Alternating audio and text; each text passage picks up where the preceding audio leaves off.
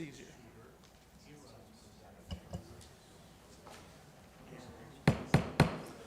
Good afternoon, and welcome to the, what is today, April the 11th Tourist Development Council meeting. Appreciate everybody being here today. We do have a long agenda, so that's okay, thank you. And we're still getting documents, so thank you all for bringing stuff.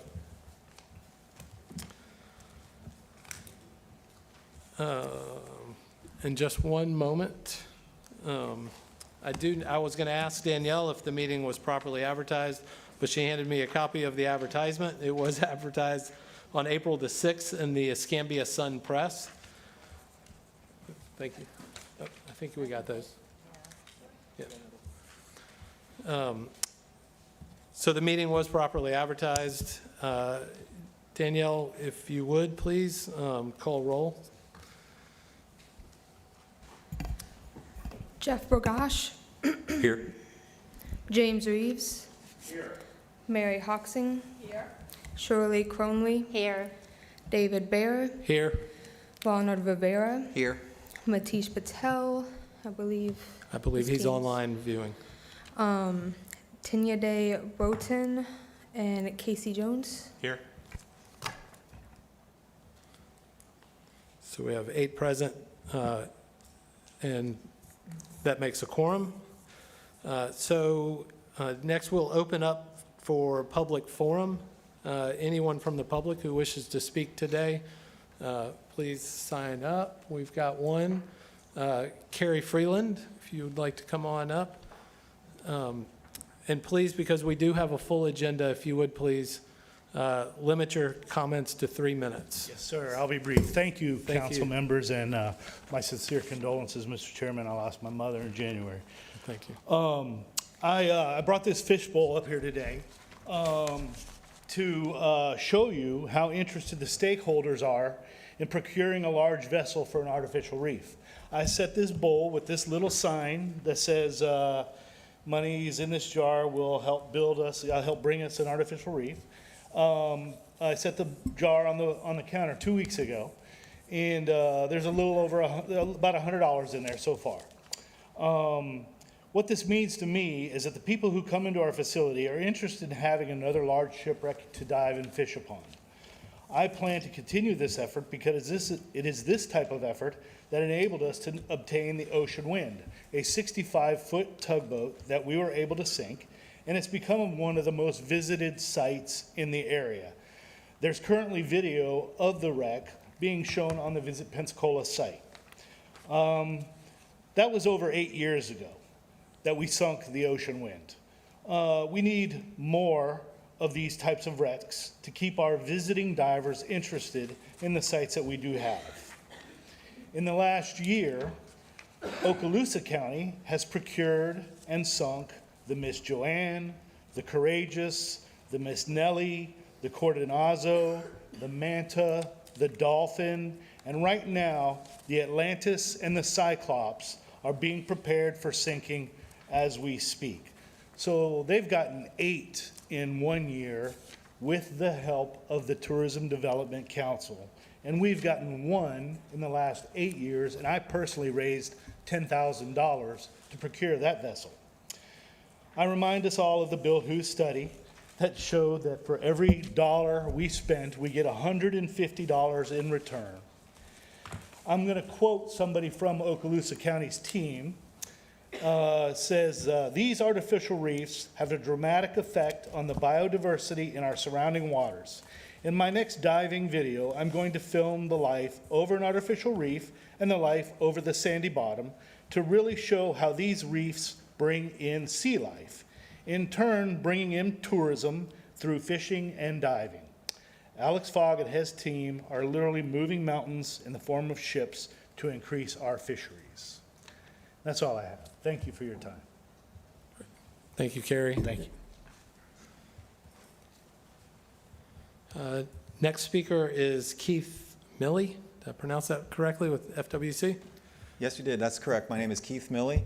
I'm a biological administrator with the Florida Fish and Wildlife Conservation Commission Division of Marine Fisheries. Artificial Reef Program. I've been with the program for 21 years and appreciate the great partnership with Escambia County. Through our partnership, we've funded a lot of artificial reefs in the county. And Robert, I was here for last night's Seafood Safety Symposium. We had a bid negotiation meeting today, and Robert invited me to speak today to say a few words from the state of Florida's perspective on the economic benefits of artificial reefs. We funded a number of economic studies over the years, dating back to 1992, and the Bill Huth study that Carrie just mentioned was the most recent statewide analyses. We've also had regional studies in between. All of these studies clearly show the strong economic benefits of these habitats. A perfect example is the partnership we had with the Navy in 2006 with the deployment of the Oriskany. The Oriskany, like the Tug Ocean Wind, continues to be an attraction for divers from around the world to come here to Pensacola to visit that dive attraction. Prior to the Oriskany, we had one dive operator that only worked part-time, and since then we counted it up, 9 full-time dive operators in the Pensacola area. And a lot of that is a direct result of projects like the Oriskany. That was 17 years ago, and that vessel continues to be a draw for this area. One of the benefits of these public works projects is that they do not require any regular maintenance. We deploy them in accordance with all the DEP and Army Corps permit requirements, and these are creating habitats for many generations. So I wanted to also share that we're working with the Department of Environmental Protection, the Coastal Zone Management Program, to acquire some funds in 2024 to do another statewide analyses, including this region, to give some updated economic numbers for councils such as yourself to consider the benefits of making that investment in these types of habitat projects. So that's all I have, and again, I appreciate the partnership with Escambia County over the years. Thank you. Thank you so much. All right, next on the agenda is review and approval of the December 13th, 2022 meeting minutes. Those were distributed to the council members, and hopefully everyone had an opportunity to review. So there is a motion to approve. Second. We have 3 seconds.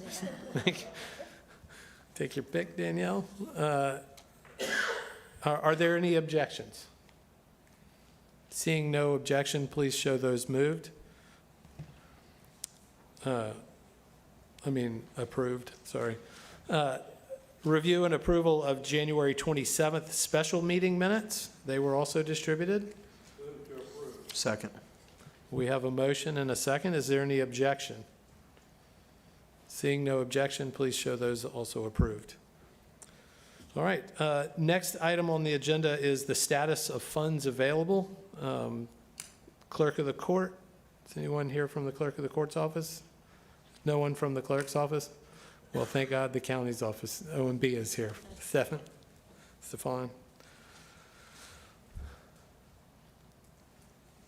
Well, that's really disappointing. No one from the clerk's office is here, considering they retain 3% of the tourist development tax to administer the program.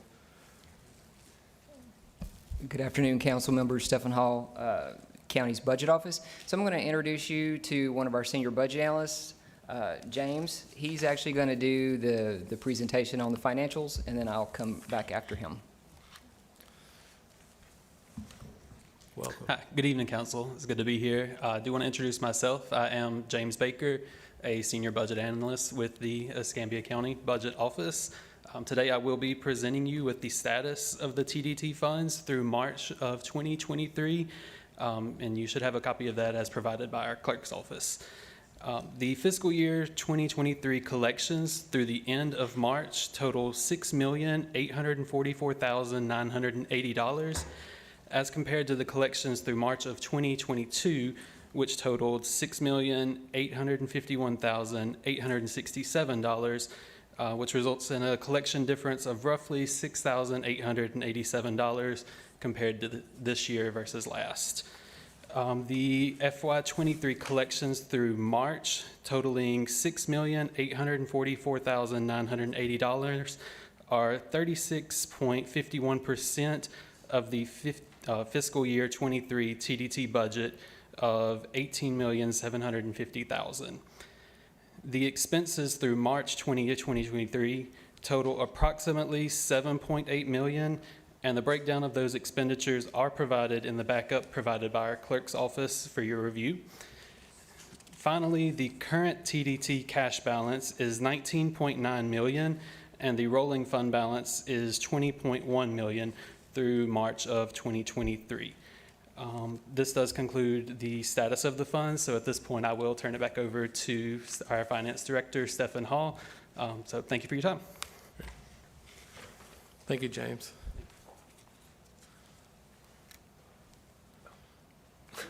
Watch out, you'll put out an eye. I know, right? Just about got me there. So, council members, again, just want to bring to your attention, as part of the TDC reserve policy, part of that was the VP Unified Budget Supplement funding for fiscal year 23. That is $1,644,921 for this year. So I needed to bring that to the council's attention for approval. And if the council is good with that, then I can get it to my board for formal approval and to update the miscellaneous appropriations agreement with Visit Pensacola. Thank you. Any questions or comments? Looks like they're looking for some action. So are we still paying? Do you have your microphone on? Are we still paying the 3% to the clerk? I believe this year in the budget, we approved and the county commission confirmed it was a fixed dollar amount versus a 3%. Was it $350,000 for administration? So we budget 3%. The statute says up to 3%. So ultimately, whatever the clerk's final cost is, we have an adjustment to that. So for fiscal year 22, we have made that adjustment, and it was the clerk's cost. It will be the clerk's cost ultimately going forward. But again, we budget up to the 3% so that we have the appropriate amount allocated.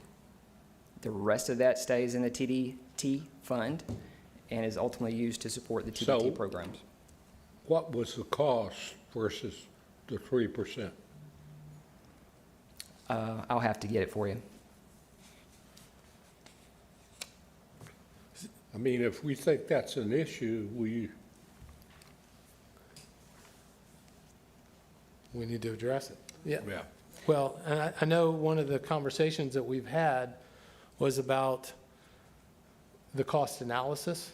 That was our January meeting. The Florida Auditor General did not insert our requested language into the final audit about the clerk having to do a cost analysis to justify the amount of administrative costs that would be retained by her office.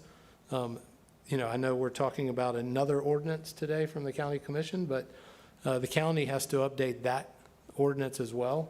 And so maybe we can ask the county commissioners to insert some language into that ordinance as well that would require the clerk to put in to do a cost analysis in order to receive any of those funds. Yeah, and I don't think that's going to be a problem, Mr. Chairman, given the nature of some of the things that are happening. And the reality of the fact is that we want that cost to be what it is, not just a blanket 3%, because there's a lot of us that believe it's probably less than that.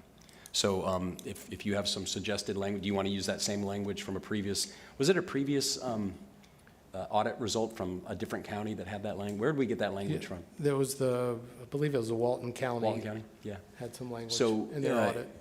however you'd like to facilitate that, if you would like to send it to Allison, and I can push it from my end, but I certainly don't think there will be an issue with that. Okay. So you've requested some, remind Yes, me of sir. that. I what can you get you the requested. actual of that, and yes, it was absolutely less than the 3% budgeted. Yeah. Yes. You've asked us to take some action today. That was the surplus? Is that what you're asking? Correct. Yes. And that was how much?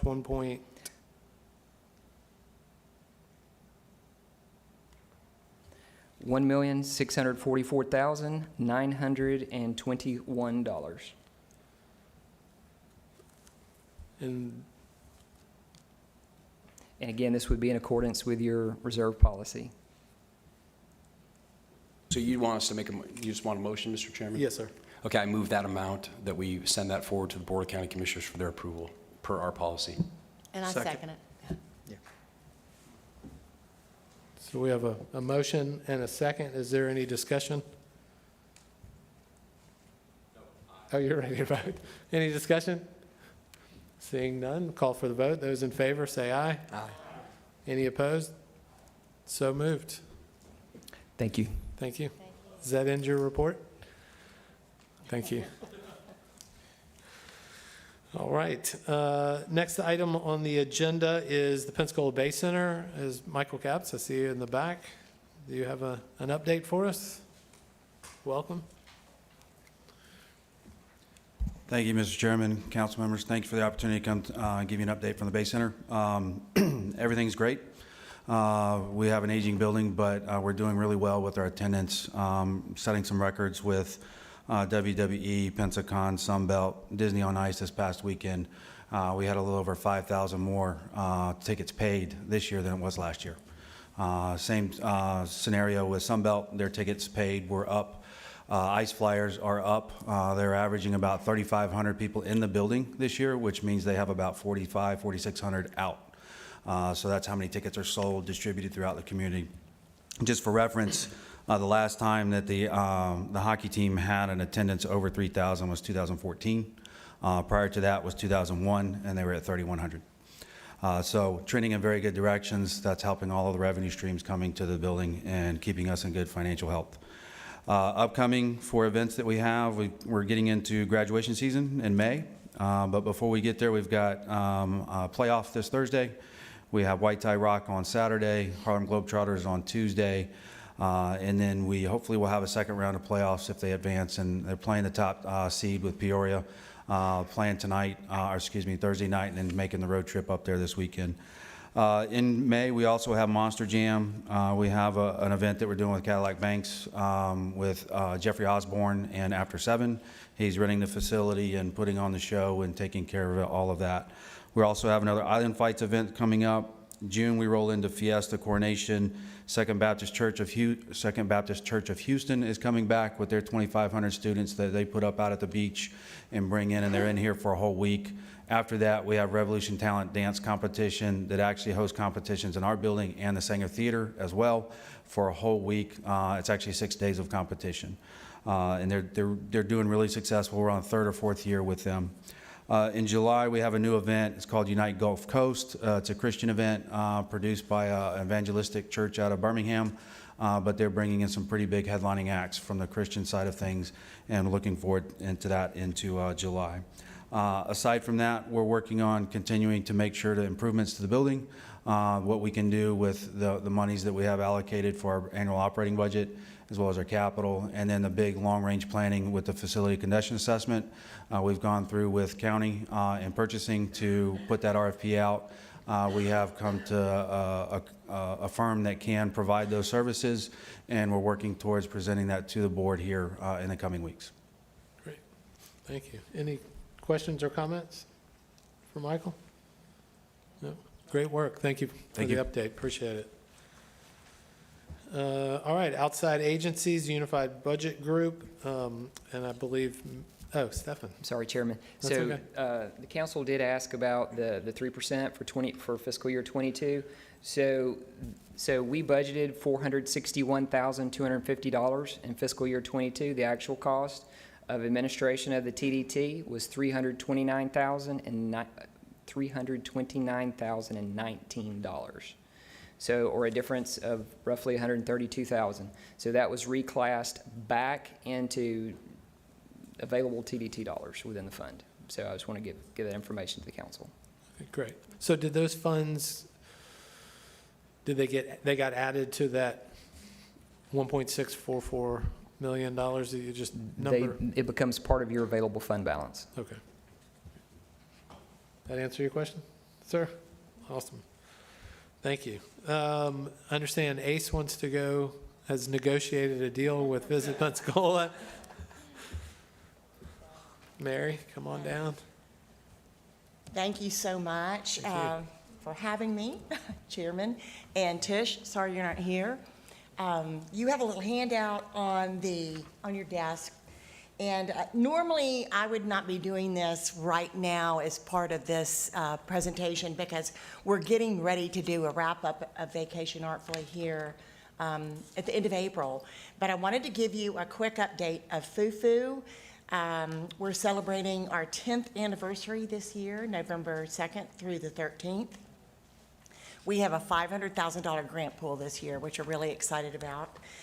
We've received a record number of 36 letters of intent, which we required this year because we wanted to see the caliber and the type of events that our grant recipients would be submitting. And it gives us an opportunity to sort of play around and figure out how to place them in the lineup, provided they get their funding. The grant applications are due to our Fufu curator on Friday, April 28th by noon. And the grant scoring is on Wednesday, May 17th at the Bowden Building. And anybody who wants to come to that, it's really quite an event, and it's very exciting to see what all our grant recipients are going to be doing. We feel like Fufu really got a lot of traction this year for the first time, actually. And everybody knows about it now, everybody talks about it, and we think it's just going to be a lot better even this year. Quickly, we have a Vacation Artfully update for you. You have it right here on your desk. First and foremost, I just think that this Vacation Artfully opportunity has given us a chance to really highlight all the fun and wonderful things that Pensacola has to offer. The Vacation Artfully campaign is through the end of April. It runs December through April, and the campaigns sort of overlap. There is the Vacation Artfully that blends into Fufu, so it gives us about 8 months of solid marketing initiatives that bring tourism to Pensacola. It truly highlights arts and culture in Pensacola, and we have had an opportunity to build valuable relationships with some of our organizations, Hummingbird and Giant Noise, that help us do really push Pensacola and what we have to offer. The next thing I want to point out is we have this year been able to take advantage of some really high-profile publications: Southern Living, Travel and Leisure, Garden and Gun, Texas Monthly, and the Atlanta Magazine. They produce high-quality content, and these portals have, with these highly respected magazines, have done a great job in highlighting the culture of Pensacola. Towards the back, and you can take your time looking at this, these are some screenshots of our campaign, some of the print ads. There are some videos that are embedded in these online campaigns. We feature David Baer, Sid Williams, Maria Goldberg, Darren McIntyre with Ballet Pensacola, Robin Richard. These are the campaigns that have been running for the last few months. But take your time to look at them, see what we're doing. A lot of these are live on websites right now, and so you can go and look at these videos and the content for the next few months. They'll run and be present on the websites for the next couple of months. Do you have any questions? Any questions for Mary? I just want to say one thing is, I don't know if there's a direct correlation of this year really making an impact this past year with Fufu Fest and me no longer being an active participant, but there is that correlation. I just want to point it out. I'm not going to speak to that. Thank you. You guys are doing a great job. All right. Joke, David. Thanks. All right, back to the regular order. Visit Pensacola, Darren. Thank you for being here. Good afternoon. Appreciate the opportunity to give you a quick update because we have brought in Joseph St. Germain with Townsend St. Germain. There's our research entity. They provide visitor impact studies. They survey visitors throughout the county and then do economic impact study for us as well. And so Joseph will be doing that presentation. Before I turn it over to him, just wanted to share a few things. Following up on what Michael Capps had shared, Sunbelt Conference was a great success. We certainly built on last year. The economic impact of $4.3 million is a 74% increase over last year. We had 6,930 room nights, which is a 49% increase. We had 10,000 unique attendees come to the Bay Center. So we're really excited about that partnership and how it's growing. We certainly saw the benefit of having 2 additional teams. So there's a total of 14 schools. So 14 women's teams, 14 men's teams, and quite a bit of support from their booster clubs and alumni groups.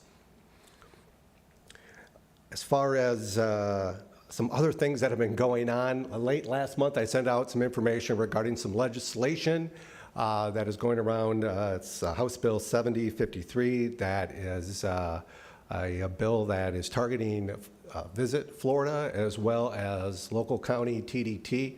I'm happy to have a discussion with anybody in regards to that. We are monitoring it closely. I got a note that this week the bill is not going to appear in any committee agendas, but it certainly could come up next week. So we appreciate everybody's contribution in writing letters and letting our legislators know how bad this bill is for Florida tourism and for us here in Escambia County. Another side note, I don't think I've shared this, but I became the chair of the Northwest Florida Beaches Tourism Council, and that is 8 counties. It basically represents the counties that are on the Panhandle here in Florida, and we are working with Visit Florida on a grant through the BP Oil, Triumph, the Triumph grant application. Triumph Gulf Coast. Yeah. So, and we're excited about that. That would be something that would be 8 county, support all of our regions, and the brand is adventure, adventure within reach. Talks about different levels of adventure and especially accessible adventure within our counties. In fact, we were talking about shipwrecks and diving. We've been doing a number of activations with diving at 2 travel shows, one in Denver and one in Dallas, that have been very well received. And we have a group from Texas coming over this month to talk about accessible diving and helping train our dive groups up and down the Panhandle on how to become the destination for accessible diving in the United States. And finally, with the other issue that has made some media attention, talking about sargassum, we are certainly aware of it. We've had meetings with hoteliers on Pensacola Beach that are very concerned about the perception that might be out there regarding how that might impact our beaches. Of course, it's a naturally recurring phenomenon. I think I see it elsewhere on the agenda, but we are on top of it. We're adjusting some pages on our website. Title on it is "The Coast is Clear." Our coast is clear. We're using beach cameras to show people exactly what the conditions of our beaches are. We're not looking to do any major campaign right now to address it unless we actually see that we have a significant problem. But I think the county has a plan on they continually rake the public areas of the beaches. So I talked to our peers, and we talked to up and down the Panhandle, and talked to Visit Florida, and we're all kind of in a wait and see, monitor the situation. So again, if anybody has any questions, be happy to discuss that as well. And with that, let me turn this over to Joseph St. Germain with Townsend St. Germain about the economic impact for fiscal year 22. Thank you, Darren. Welcome, Joseph. Good afternoon, Chairman, members of the board. Thank you very much for having me today. My name is Joseph St. Germain. I'm the president of Downs and St. Germain Research. Before I give into my broad overview, we're going to focus on today on what the economic impact of tourism was in Escambia County in the last fiscal year and what that kind of means for the county. But let me try to provide a little bit of context. Throughout this, we're going to see comparisons to fiscal year 2021. 2021 was a banner year, and part of that was we saw record-breaking numbers not only in Escambia County, but most counties in Florida, just because Florida was largely open, whereas the competition was not. And along those lines, you'll see most metrics are up, even in a year in which the world kind of reopened. And they're not up a lot, but they are up, so that is fantastic in that context. In fact, the only down numbers you'll see are occupancy and RevPAR, and that's also partially due to being more units being available. So you'll see more room nights, even though occupancy went down just because we had more rooms available. So I'll dive in. And one other piece of information is all this data is based upon a survey that we do throughout the year. We do almost 4,200 throughout the year. So the sampling error on that is only like 1.5%. So it's a fairly large sample size. So I'll give you the 30,000-foot overview and then let me know if you have any questions. So the direct spending in the last fiscal year was over $1.3 billion. That comes directly from our surveys where the people that we talk to tell us what they spent within the county. That was up 4.5% from the record-breaking fiscal year 2021. The economic impact was just above $2 billion. That kind of also measures how some of the money is recirculated within the county, an increase of almost 4%. Visitation was over 2.5 million visitors, an increase of 1% year over year. And room nights were up ever so slightly, 0.3% to 2.46 million room nights. As we look at the accommodation metrics, occupancy was down a little bit, but as I mentioned, there were more units available. Average daily rate was up 8%, which resulted in a small decrease in revenue per available room. Now, when I give these big numbers in various counties where we work, a lot of the questions then become, what does that mean? That's great, but what does that mean? One of the things it means is jobs, and it means wages. That spending supported over 22,000 jobs and over $638 million in wages within the county. Now, a lot of those are the jobs that you may think about in hospitality and retail and accommodations, things of that nature, but it also supports other jobs in other ways, construction, finance, things of that nature. The tourism tax itself was over $21.8 million. That was up 23.5% year over year. And one of the other things about the benefit of this spending is when we take a look at the output, we know how much visitors end up paying in taxes or supporting in like property taxes, things of that nature.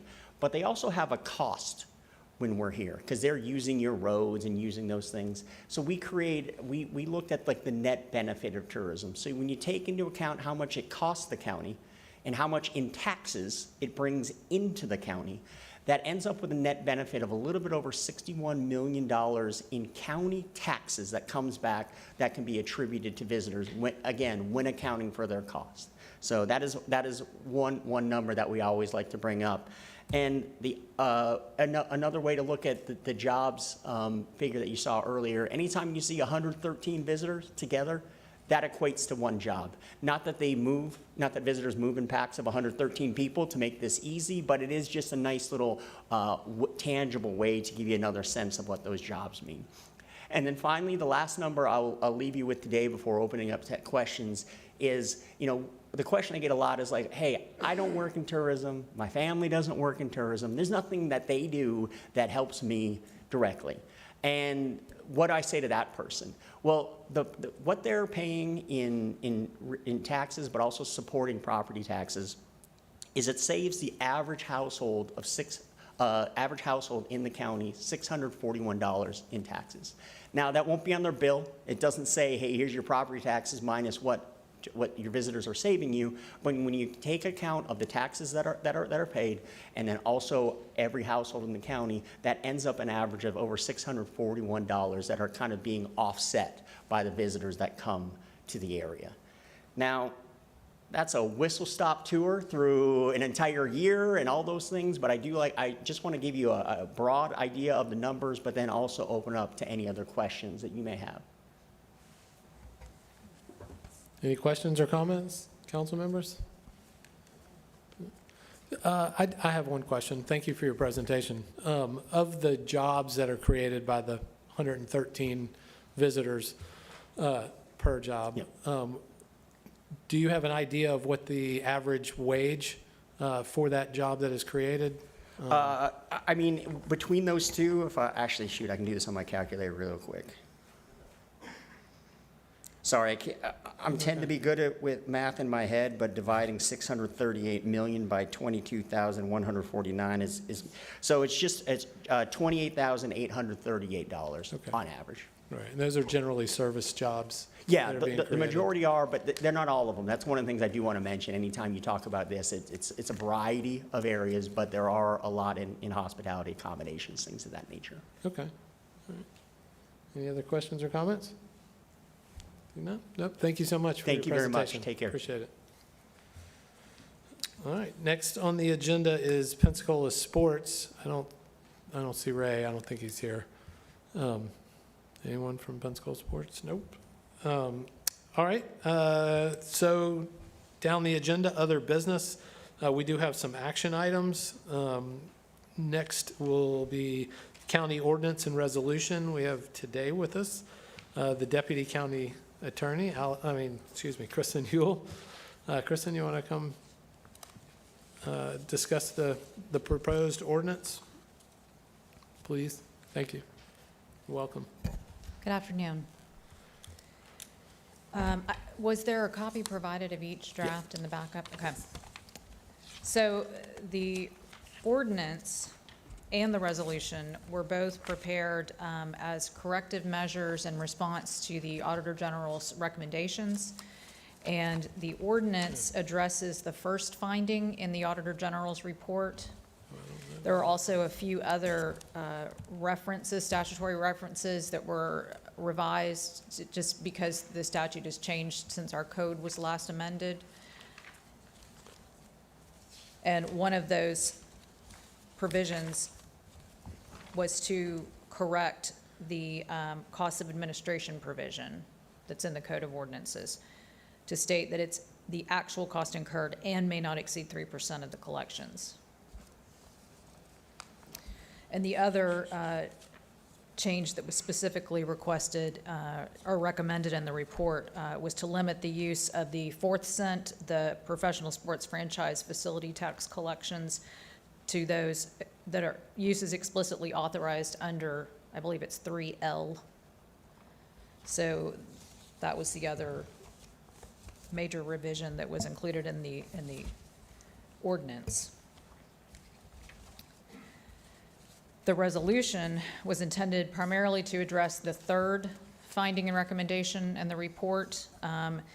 And this, in conjunction with coming up with some policies and procedures for the Board of County Commissioners, is intended to lay the appropriate legislative foundation and make the appropriate factual determinations to support TDT expenditures for the Marine Resources Division program functions. And attached to the resolution is a list of recurring activities for which TDT expenditures would be allowed under both 5A and 5B. 5B is what refers to the construction and maintenance of what's deemed a nature center. And in the text of the resolution, the Escambia County's public beaches and certain waterways are designated as what's called a nature center. So that then expands the allowable uses to not only what's listed under 5A in the statute, but adds 5B. And that would cover certain program functions related to artificial reefs, things of that nature, which Marine Resources handles. Beyond that, it's also noted at the bottom of the exhibit that any other special funding requests would be presented to the Tourist Development Council in accordance with the statute. Okay. Any questions or comments? Jim, I know, obviously, we do have that language in this ordinance about the 3%, the actual cost incurred for the collection and administration of the tax, an amount not to exceed 3%, but the actual cost that is language that's been put into the proposed ordinance. It doesn't say anything about a cost analysis that's being presented. That was the language that was in the Auditor General's report. I don't know if this, That's something I think we could probably, at the meeting when this is considered, perhaps when we make the motion from this board to bring it to the Board of County Commissioners, we approve it with, with that added, maybe. And I'd be happy to do that. If this board puts this forward, when it comes to the Board of County Commissioners, I'd be happy to bring that forward with that language included. And I could certainly provide some proposed language. I think we have the language. Are you familiar with the language he's talking about from the Walton County? I have not, but I can certainly pull it. yeah, and I can send it to you. All right. Any other questions or comments? Kristen, I have a concern about the resolution, where the creation of the Nature Center being Santa Rosa Island and Perdido Key and local waterways in and around Escambia County essentially creates the entire county as a nature center, and the Attorney General's opinion that you guys are quoting in this talks about the Nature Center being a focal point for activity, and the entire county is clearly not a focal point. Well, it's specifically limited to the county's public beaches to include Santa Rosa Island and Perdido Key, and certain waterways to include bays, bayous, major tributaries in the Gulf of Mexico in and around Escambia County, which are publicly owned and open to the public. So it would have to be any facility that's pertinent to a waterway, a public area, or a public beach area. So that's under 5A and 5B. Right, but in the Attorney General's opinion, there was also another opinion in 2019, AGO 2019-02, that talks about the term Nature Center. They were trying to get some shoulders of some highway designated as a nature center, and they were saying, no, that is clearly not a nature center, that the term nature is defined as the aspects of the outdoors, and the word center connotes a point around which things revolve, a focal point for attraction, concentration, or activity. This interpretation is consistent with the statute's use of the term nature center in a list of other focal points like zoological parks and fishing piers. So to say that like 50 miles of beachfront would be a focal point is, I believe it's sort of expanding and concerned that it's expanding the idea of what the legislator was trying to state was a nature center. So I'm a little concerned. I understand that the nature centers can be created, and they should be, especially if we intend to use that terminology to create this focal point for spending of the tourist development tax. I'm a little concerned about how it's pretty broad and not really focused on any point. It's 50-plus miles of beachfront and other inland bodies of water. I mean, it could be anywhere around Bayou Tahar, Bayou Grande, up in, And what's Blackwater not- River. Mr. Chairman, what's Just not a focal miles. point, or what's not in that, this center today, how come it won't be tomorrow? It's kind of a slippery slope. And who makes that decision going forward? Turn on your microphone. I have concern when you say include bays, bayous, it's not specified, or it seems to me it's so broad, it's not, we would not have total control over what we were doing for funding. Well, it does, I'm sorry, you speak.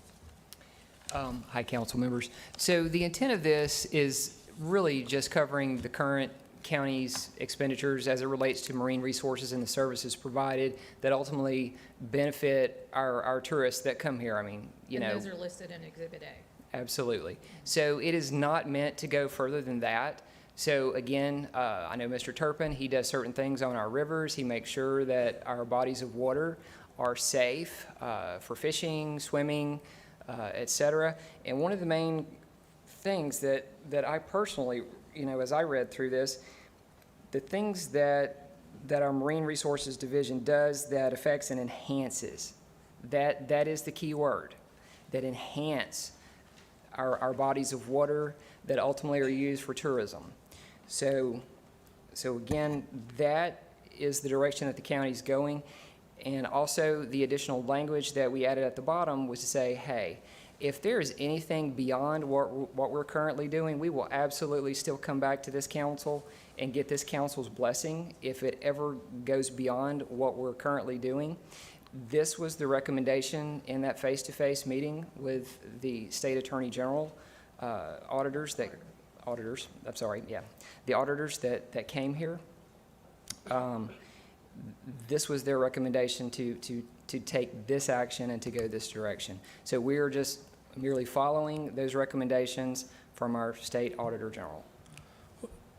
I would tell you that that was not their intended direction because they would have put it in their final written report. And they may have said that verbally to you guys, hey, this is how you can cover these costs. But let me just say, I think this program, the Marine Resources Department and the works that they're doing are very important to our county. And so I'm not trying at all to discount the efforts that they do and the good works they do, but to use tourists, to create a nature center that is so broad rather than focused in one specific point is, I think, trying to let the tail wag the dog to try to fit this, the statute into this narrow reading of the statute into a much broader area to be able to continue programs instead of doing the programming and finding other sources of funding to support it. Tourist development tax and the statute and these AG opinions are very specific on it being a focal point. And I don't think that this is, I think this is probably the reason the Auditor General didn't put it in a final report, because they know that that's what these AG opinions say.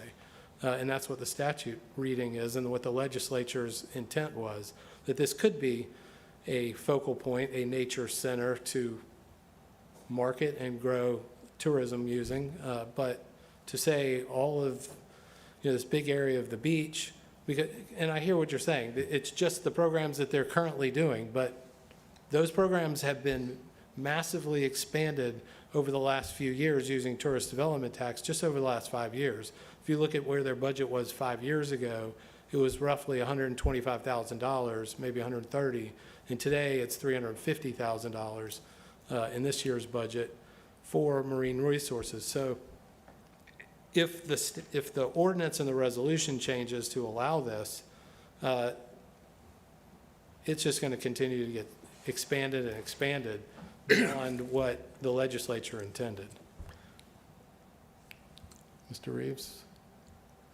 So this is a resolution that the county commission would pass. So why don't we recommend to them from this council that they limit it in a way that is appropriate? Because, I mean, all we're doing is looking at it and saying, if they wanted to adopt it as is, so how can we say to them, we think this resolution's too broad? Well, so they had it on their agenda a month or two ago, the county commission did, and I spoke at the commission meeting about that it had not gone to, well, I guess that's all I said at that meeting, was it had not come to the county commission, to the TDC. They're talking about changing ordinance and resolutions related to tourist development, and it hasn't even been presented to the Tourist Development Council to discuss it. So I asked them to please allow us the opportunity to discuss it at our next meeting, so here we are. I think they're looking for a thumbs up or a thumbs down possibly from the TDC. I personally, obviously, I don't support the language as written. I think we do, obviously, because of the Auditor General's report, we need to see these ordinances changed and the resolution to support it. So if we don't support it as written, then we should make a recommendation on what we would be able to support. Mr. Chairman, being a part of that discussion, I would say there's a couple things in the report and all the meetings that staff had. That was what was intimated, that the language had to change. Remember, in that report, some were looking for a smoking gun, that we had done something wrong. It wasn't there. There was no there. We never had to repay any money or anything like that. What they said is clean it up going forward, clean up the language. So this, I believe, is the attorney's attempt at providing something that cleans up the language and checks the box. I would recommend from this, because at the end of the day, whatever we recommend here, the board is going to do what they want to do anyway, and they might take the suggestions, but I don't think they're compelled to, and they may not. And we can't really look at that. I mean, there's reasons why things happen. So I would say to not get stuck in a ditch here. If there's strong feelings about what should be sent forward, we should obviously pass something with those changes, and then the board's going to do what the board's going to do. And that's their purview to do that. Isn't that correct, Kristen? I mean, we listen to the advice, but at the end of the day, the Board of County Commissioners makes the decision. The board has to make the Correct. factual determinations and the legislative findings. And then we pass it, The whether Board or of County not, Commissioners. whether or not it's something that this board wants. Whether or not there is an allowable expenditure. Okay. If this board says, we don't want this resolution the way it's written, we think you should write it this way, and they send it to the Board of County Commissioners, the Board of County Commissioners can modify, reject, or do something totally different. That's correct. Okay. The only thing is, they had to bring it to this board first Yes. for their consideration. Yes. Okay, that's where we're at.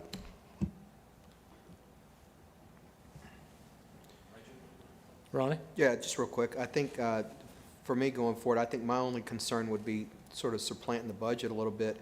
And when we talk about maintenance costs, I mean, there's a budget for that already at the county level. I don't know that the TDC is here to pay for maintenance costs, but that's, I mean, like the commissioner says, I mean, we can recommend what we want, but at the end of the day, they're going to either accept it, reject it, deny it, however they want.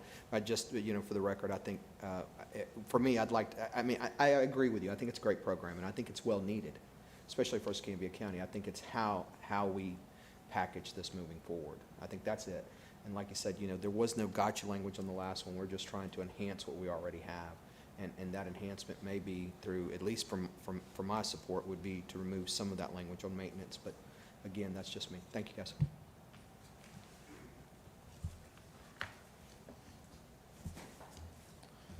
Any other questions or comments? Mr. Reeves? What is your recommendation, Mr. Chairman? Well, my recommendation is not to accept as written, and it is to ask the county to narrow their definition of a nature center to be more in line with what the legislative intent was and what the Attorney General opinions have to say about it, to be a focal point that is for tourist development, similar to a zoological park or a fishing pier, not every waterway and area around it, because I do believe that is a vast expansion of the definition, which will then turn into a vast expansion of the use of the tourist development tax for those purposes, like landscaping, moving from the public works budget to the tourist development tax. That's $125,000 a year we spend on landscaping. That was identified in that audit as unauthorized under the statute. Right. No, I remember that. And so if you say everything that's connected with the beach, that's tangential to the beach, the waterways, landscaping there would be part of that. And would that be an enhancement, as defined in the statute, to be able to use these dollars to do, that would be authorized. And what else would be authorized? Can I ask a quick general question? So sending it back, would it be your preference that you say, look, you know, we would prefer that you narrow it, or would you prefer to say, I think it should be the Pensacola Beach Fishing Pier and maybe the, you know, are you going to say it's this, this, and this, or are you going to send it back to them and say, our recommendation would be to narrow it to specific centers based upon the legislative intent? Because I think if you do it that way, it gives us a little more latitude. You know, at the end of the day, government budgeting is a little different than real life. We try and find the maximum allowable uses for these compartmentalized funds. That way, it frees up our general fund to do things like pay the salaries and things of this nature. So on one hand, I hear what you're saying, but on the other hand, the county commissioner in me says, I like to expand the usage of these funds, you know, because that's smart budgeting from a county commission standpoint. So I'm kind of caught in the middle here, but if you send it back that way and let us rethink it, is there a way that, Kristen, you could write it up that could identify certain areas based upon what you said publicly, you know, because I agree. I mean, when you say it's the entire beach, it's this, that, I mean, that does kind of look like we're trying to get over, you know? Yeah, and I think, it's hard to identify because which items do you think are the nature center? Is it Pensacola Beach? Is it Perdido Key? Is it certain areas on Pensacola Beach? I'm definitely Is it the boardwalks? Is it, you know what I mean? So how do we narrow down to what we think we would recommend to the county commission? It's definitely be the select stuff as in a District nature 1 for center? sure. Right. Perdido Key, Right, but Perdido all Bay. of Perdido Key? Right, Or, all of it, you the know, whole- or just the, you know, the beach access number 4? I mean, what are we talking about? That's, Mr. Reeves? All I want to know is what you're in the mood for, because I'm willing to make the motion for whatever you're in the mood for. Well, and maybe we can write, and I say we, I mean the collective we, the county, to create a nature center, just create language in this that says in designated nature centers. Well,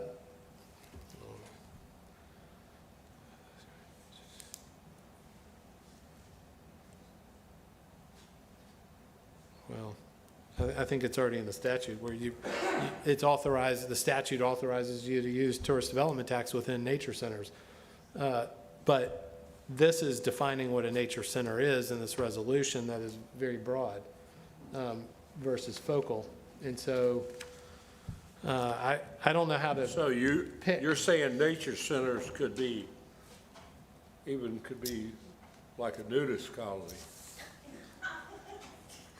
I mean, if it meets the statute, I don't know what, there's no definition in the statute of what a nature center is. There are communities, counties that designate specific areas to be a nature center. And there have been questions on whether they can use tourist development tax within those nature centers for specific projects, whether it be a boat ramp, using them to create boat ramps. The Attorney General's opinion said, no, you can't use it to create a boat ramp. However, if it is within a nature center, a defined nature center as designated by the county, they won't opine on whether that's authorized use of the expenditure. They would have to wait and see. So it could be within a nature center. So if you say every waterway, you can put in boat ramps all over the county in the waterway and use tourist development tax, possibly. The Attorney General did not opine on that. So there's no definition in the statute. So it could be a nudist colony. It could be the pier or the area at the gazebo in front at Casino Beach.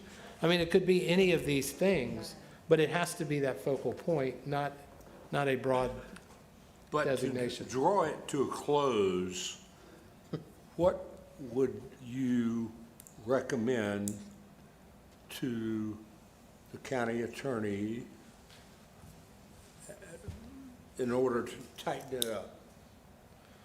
Well, my recommendation would be not to have this language in the resolution, and if they want to specify an area as a nature center, let them do that. And if they want to do a project within that nature center using tourist development tax, then they come back to us with that proposal that this is how they want to spend tourist development tax, and they've done all the things that the statute requires. But for us to designate specific areas would be that's not our role. Our role is just to recommend the spending of this tax for tourism development. They need to decide what is a nature center within either the statute, which doesn't specify, but these attorney general opinions. And this doesn't meet that attorney general opinion. So move. I'm not making a motion. You made the motion? Mr. Chairman.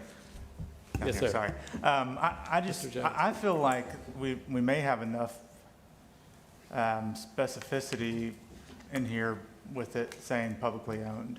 That provision says that it has to be something that is owned by the public. It can't just be, something put in anywhere along the bay. It has to be property that is publicly owned. So for me, I do feel like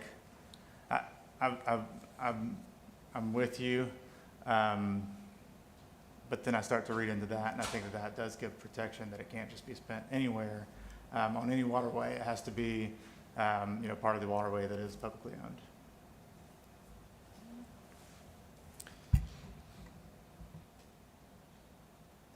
That's a lot of mileage, and it's not focused. That's all over Escambia County, from the north end to the south end, from the east to the west. The water runs from the Gulf of Mexico east to west throughout the entire county, and it goes from the Gulf of Mexico all the way up to its inland waterways, which would be up in the north end of the county. I mean, that's another 50 miles. But I think most of the property owned along the waterways, a lot of it is privately owned properties. It's still not a focal point. No. Commissioner, is there a way that we could, can we bring this in for landing a little bit? Is there a way to tighten this? Do you think there's a way to tighten this up once it leaves us? Once we recommend, let me see. Do you think there's a way to, let me see how I want to ask this. Is there a way to tighten this language up some and then bring it back to us to take a look at one more time? Is that, or once it gets to you guys, are you guys going to go from there? Is this a one bite at the apple for TDC? Well, as a practical matter, I'm Yes. not trying to be mercenary about it, but Sure. I think the sense of that board is they want to move forward from this. That's what I'm asking. As quickly as possible, and Okay. this was something that, frankly, because the language wasn't quite right, it has a potential to be weaponized against us. Sure. Like a lot of things are. Whether or not it's fair, it just happens. We're low-hanging fruit for the attacks. So, I think I would be willing to, if there's some reasonable language you could put in there, but at some point, if we narrow it down just to say, Casino Beach at Pensacola Beach, well, then there are areas of Perdido Key that, another commissioner. What about areas of, the river coming down where we have tourists that kayak down the river, in District 5? So I think the thought process behind leaving it broad was it checks the box for the state and it doesn't leave any commissioner's district, excluded.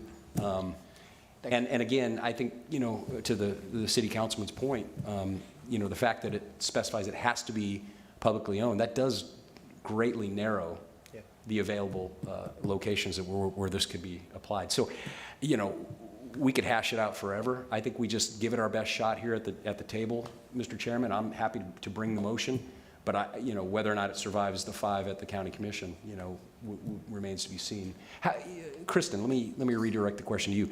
How urgent is this right now to get this done? I mean, if we could give another crack to this board in a couple months, do you think that would be okay, or am I right? Is the sentiment we need to get this off of first base? I think, I don't believe there is any finite deadline, there's no timeline necessarily, but we were, I think, encouraged strongly to take action That's how I sooner remember rather it. than later. And certainly with the ordinance. Yeah. And the resolution is also important because the TDT expenditures continue. So, Mr. Chairman, I mean, if you have some language that you think would fit and check the box for us and, might narrow it down a little bit, I'm happy to take it and I'll bring it forward and we'll see where it goes. So, Kristen, is there a requirement to do the resolution in order to pass the ordinance? No. So the ordinance doesn't even address the nature center. But it Just does talking about mention, it does have a stipulation in there on the second page that talks about the entire county. If you look on, because I saw that and I thought that's what you were initially talking about. if you look at second page, number 2, where is that? I saw it, I'm sorry, third page, tax district, the tax district, I don't know if it's the same thing as, is the entire area of the county. I don't know if that, is that a separate? Or am I looking at something totally? Are you looking at the ordinance? I'm sorry. No, I'm looking at ordinance on the third page of it on the top. What's the section? Because I'm looking at it Section on my 2. phone and it doesn't have page breaks. It says the tax district in which the tourist development tax is proposed in the entire area of the county. But I mean, that might be separate. That, Oh, that's totally different. That's Okay. just saying All that right. we don't have special districts, like Yeah. Perdido Key is a special district that Gotcha. has the 5 cents, whereas Pensacola Beach may, Santa Rosa Island may only have 4 cents. So it's just saying the collection is throughout the entire, So- not the expenditure. so if you had your druthers, you would just say, move the ordinance forward, but not the resolution? Yes. Is that the, Yeah, okay. at this time. And because I think the county commission has the authority to create nature centers. They can designate nature centers anytime that they want. And so if there are specific areas they want, the commissioners want to be nature centers, they can do that. I don't know that it needs this resolution to create a nature center. I guess there probably does need to be a resolution to create a nature center that then could be used, tourist development tax could be used for improvements or whatever. It was recommended that the board come up with policies and procedures, and a resolution was discussed as one of the implementing measures to make the required legislative findings and factual determinations that the Board of County Commissioners must make to support TDT expenditures as it relates to some of these specific expenditures that were noted in the report.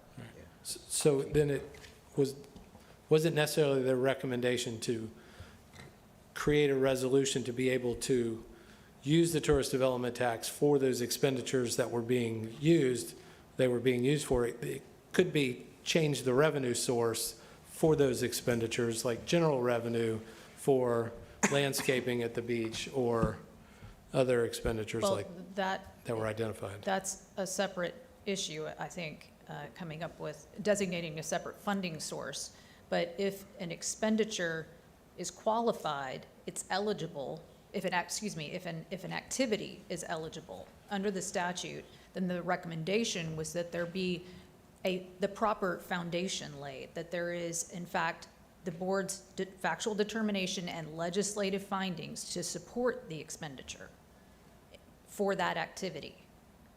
So presumably, this would address that. Whether they fall under 5A15, which is the beach park facilities, beach renourishment, all of that, or under, this would throw in 5B as designated nature centers. Okay. So that lays the foundation for those expenditures for those specific activities. It's not that they are disallowed, it's that there has to be this action by the board making that determination. So this would document it. Got it. Okay. So Jeff, is it your recommendation to vastly expand the government's work in creating a county-wide nature center? Where you're putting me on the spot here, of course not, no, but it is my intention, is wherever possible and wherever lawful and legal, to maximize the utility of these compartmentalized funds to save general fund money, right? Stephen Hall would tell you that's what a good commissioner will do, because, general fund money, we try and build that up because we can use it for everything, right? But these compartmentalized funds like tourist development tax, which are at record highs, I mean, the advertisers are making money, you're making money, right? Darren's making, everyone's making. So if we can maximize that, and it is for tourist use, then yeah, I mean, I would like to find ways to do that, absolutely. Within the law. This is part of it. Well, I don't think this language follows the Attorney General's opinion. And so on having nature centers be a focal point versus a broad area. So I don't know if, maybe we take these items separately and we can resolve the ordinance issue first. If there's interest in someone in approving at this level today, of the ordinance that was presented. And then take no action on the resolution? I think that'd be a good way forward. And then what I'll do, Mr. Chairman, at the meeting where we take this up, I will, as an aside, I'll say, listen, understanding the resolution and what it's there for, there was significant concern from the TDC, because that's what I'm hearing. I might be in the minority down here on the end, but I will just express that there was significant consternation due to the fact that it overly generalizes and broadens, the use beyond what we think the Attorney General opinions specify, what the legislation specifies. I'll make that case, and we'll see where the chips lie. And maybe between now and then, folks can, lobby for certain things, certain ways among individual commissioners as ever, that could happen, and we'll see what happens. But I think that's the easiest way out of today, or we could talk about this for a long time. Yeah. Agreed. So I'll entertain a motion for the ordinance. I move we move the ordinance and approve it, and we take no action on the resolution. Second. So we have a motion and a second. Is there any further discussion? Seeing none, call for the vote. Those in favor say aye. Aye. Any opposed? So moved. Thank you, Kristen. Appreciate it.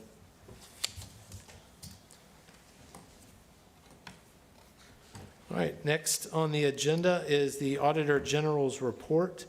The report did not, I wanted to give an update and make some points. The Auditor General's final report did not change from the proposed report that we received back in January. Obviously, we just discussed the county's ordinance and the cost analysis. We discussed that piece of it as part of the finding one related to the administrative fees. The other thing that the audit did address, and with all due respect, Commissioner, you said that there was no smoking gun. The audit report found, yes, well, had a lot of findings of unauthorized expenditures for different reasons, whether they were used from the wrong penny was used to pay for them, or they were just unauthorized under the, under the statute. And so there were lots of findings. The one thing that, I was disappointed that I talked about in January was that they didn't talk about the cost analysis, but they only looked at that 1 year of administrative fees and so they did not notice or note in their report several years ago where the clerk's office was retaining larger than 3%, which is obviously the statute says no more than 3%. The ordinance obviously is getting changed to comply with that. But the clerk's office was retaining greater than 3%. A couple of years, I believe it was 5%. And then over a couple of years, it came down like a bit at a time to get in line with that 3%. But I'm sorry no one from the clerk's office is here, but I would like this board to send a letter to the clerk's office to identify all of the unauthorized expenditures that she has authorized and paid over a period of time, 5 to 10 years, and what the amount of administrative fee was over that period of time, because the clerk is responsible. She talks about it all the time, about being the holder of the checkbook and making sure that every expenditure is authorized under the statute, and that audit came back and said they were not. And so obviously the ordinances need to be fixed, but I think we need to know exactly how much the clerk let go through her checkbook that was unauthorized under the statute and how much she retained. I'm all for it, Mr. Chairman. How do you want me to put that into a motion? I would. I think we probably should write a letter if y'all want, and I don't have anything prepared, but if you guys want to authorize me to send a letter to the clerk's office making the request. Mr. Chairman, Why how far don't back are you we going? I'm sorry. authorize you to hire a lawyer? I mean, what the Auditor General said was there was money kept that was not authorized And so if we go back one more year and one more year and one more year, I mean, you're talking about serious money. So, I mean, I hate to put you in that position. I'm just saying, why don't we authorize you to hire an accountant, a lawyer, whatever, to follow up on that unauthorized expenditures? Well, two things to respond to that. One, I don't know what money we would use to pay for that. I don't believe that's an authorized expenditure of the tourist development tax. Work on a contingency. Right. Well, and two, the clerk has retained a portion of the tourist development tax in excess of 3% at times over this period of time to administer the program. So she has all of the records that we need, and they're all public records, but we should demand that from her to provide those records to us of all those expenditures, and see what we get, see how much funding has been, let's put up 5 years, over the last 5 years, how much tourist development tax have been spent on. So we're just going to ask her. Well, we have records also, so we can. So cut the what do you cards. want to do? So I'd like to write a letter to the clerk requesting the I last move 5 that years. you write a letter to the clerk. I second. In the spirit of Speak into your mic. unity, harmony, and cooperation. David, how far would you go back? 5 years? I said 5, but maybe 10 years. Let's do 10 years since we're going to do it. Alice said 10 years. Ellis is saying 10. I second Mr. Reeves's motion. All right, we have a motion and a second on the floor. Is there any further discussion? 1, 2, 3, 4, 5. Okay, I just want to make sure we still have a quorum. So there's a motion, a second, no further discussion. I'll call for the vote. Those in favor say aye. Aye. Any opposed? So moved. All right, thank you. Next on the agenda is Pensacola Beach Chamber Fireworks. Meg, come on down. Welcome. Thank you for your patience. She just missed the fireworks. Well, I think you said we were the Chamber of Fireworks, but actually it's the Chamber of Commerce. So, good afternoon, Mr. Chairman and council members. Thank you so much for giving me your time this afternoon. I'm here on behalf of the Pensacola Beach Chamber of Commerce and our business community out on the beach. And we find ourselves in a unique situation due to inflation and supply chain issues. We suddenly have something that used to be affordable and was very, very important to our residents, our visitors, to all of our businesses. We now find that the fireworks and the cost of fireworks is getting to be out of this world, so to speak. So in my packet that you have in front of you, there is a request letter, and I'm here on behalf to request funding from the TDT to help fund both of our fireworks events. We sponsor both the 4th of July annual event fireworks as well as the New Year's Eve fireworks. So the 4th of July fireworks, the cost of the annual display rose by 62% from 2021, and that is a major increase. So the good news is that we partner with Santa Rosa Island Authority. We do the logistics, the contracting, and the planning for these events, and Santa Rosa Island Authority every year has given us a significant amount of restricted funds.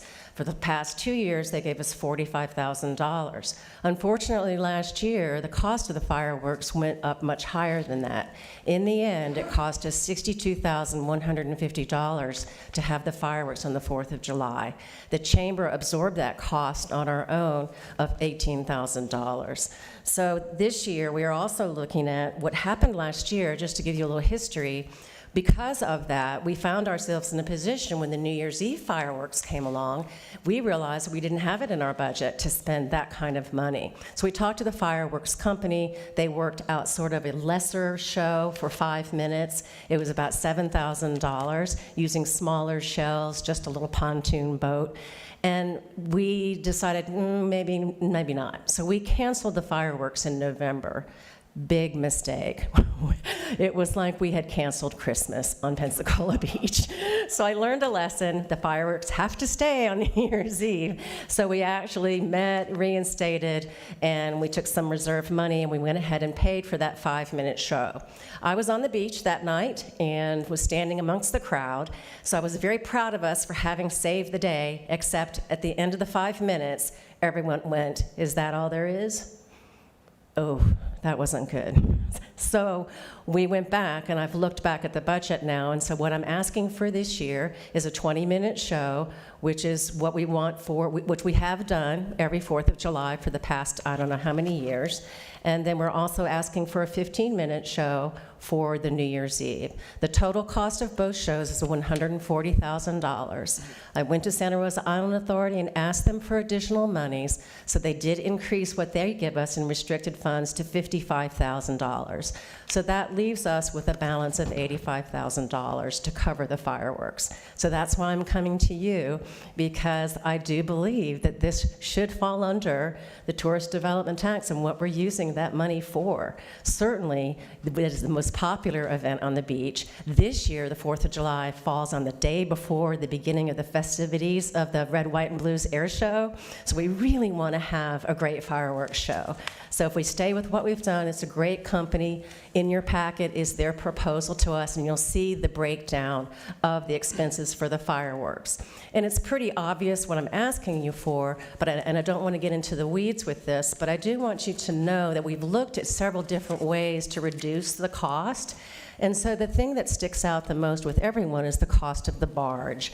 So we have looked into multiple possibilities on how we can take care of that, reduce that cost. So I called a meeting on March 2nd with Commissioner Robert Bender and also with Darren Schaefer at Visit Pensacola to see if we could come up with some other funding options and possibly a way to reduce that charge. Commissioner Bender did call Port of Pensacola. He talked to several different experts, even folks in Panama City and Gulf Shores. And what we learned was that that price is actually a third to a half of what other barge companies are charging. So it actually is a reasonable price. So in going forward, that's why I'm coming to you now, because we have tried to do everything we can to reduce the cost and take care of it and bring to you the best deal we can give you. So in conclusion, we respectfully ask for your consideration of the funding of the Pensacola Beach fireworks on New Year's Eve and 4th of July for 2023. Thank you, Meg. Mr. Chairman, Mr. Reeves? do we have the ability to do that, or do we have only the ability to recommend to the Board of County Commissioners that they do that? We only have the authority to recommend to the county commission to do that. I move that we recommend to the county commissioners that they appropriate $85,000 to the chamber and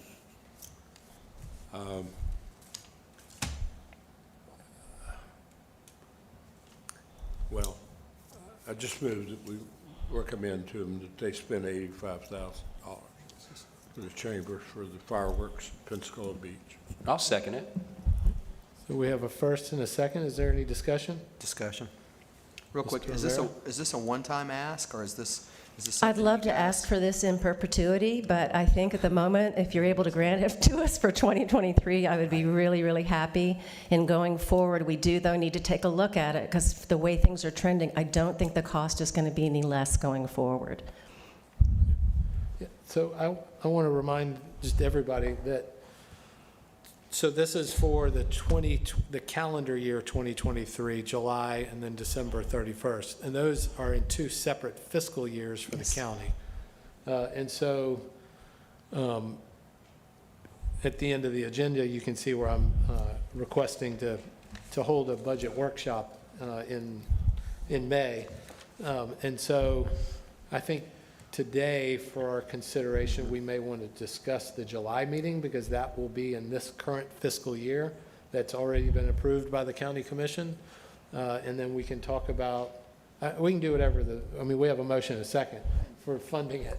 And I don't know if that wants to be used for these two, or if you guys want to use that in the first, for this first event in July, or how you want to, your motions intended to be spent. Whatever way it moves this meeting along.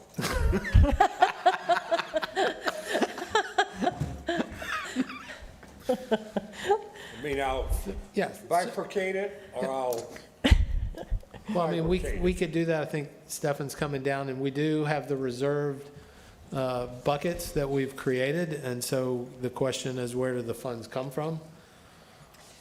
Stefan? And that is absolutely why I was coming up I here. know.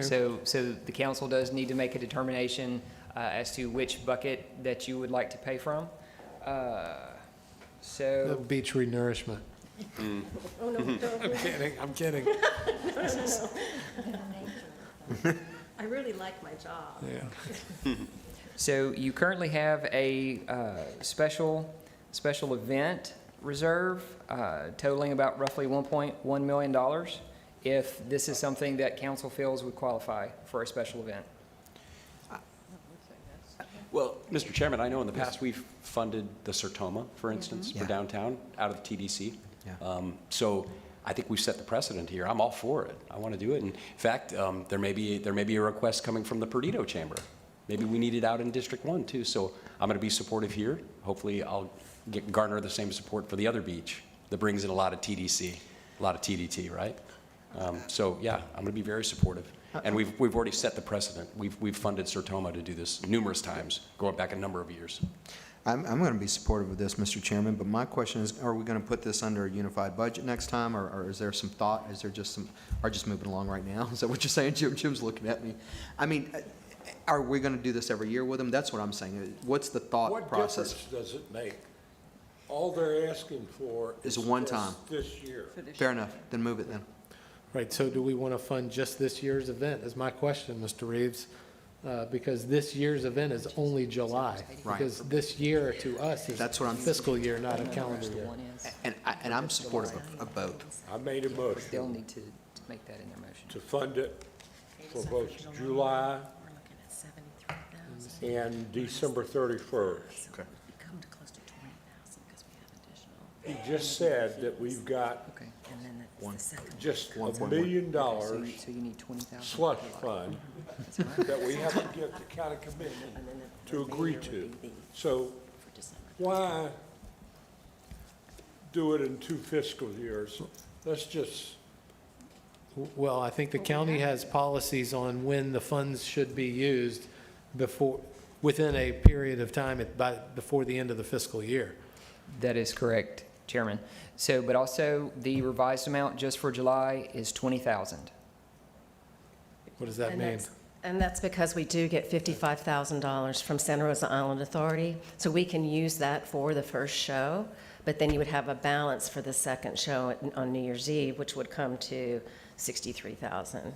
Mr. Chairman, if I might, if this board makes a vote based upon Jim Reeves' motion, my second, that we support it for July and December, the board, that will be on the record. So when we do our budget for this fiscal year and next fiscal year, it will be on the budget. We won't have to come back and do it again. So, I mean, I think we can kill 2 birds with 1 stone with 1 vote. And I'll remember. Right, but I'll remember.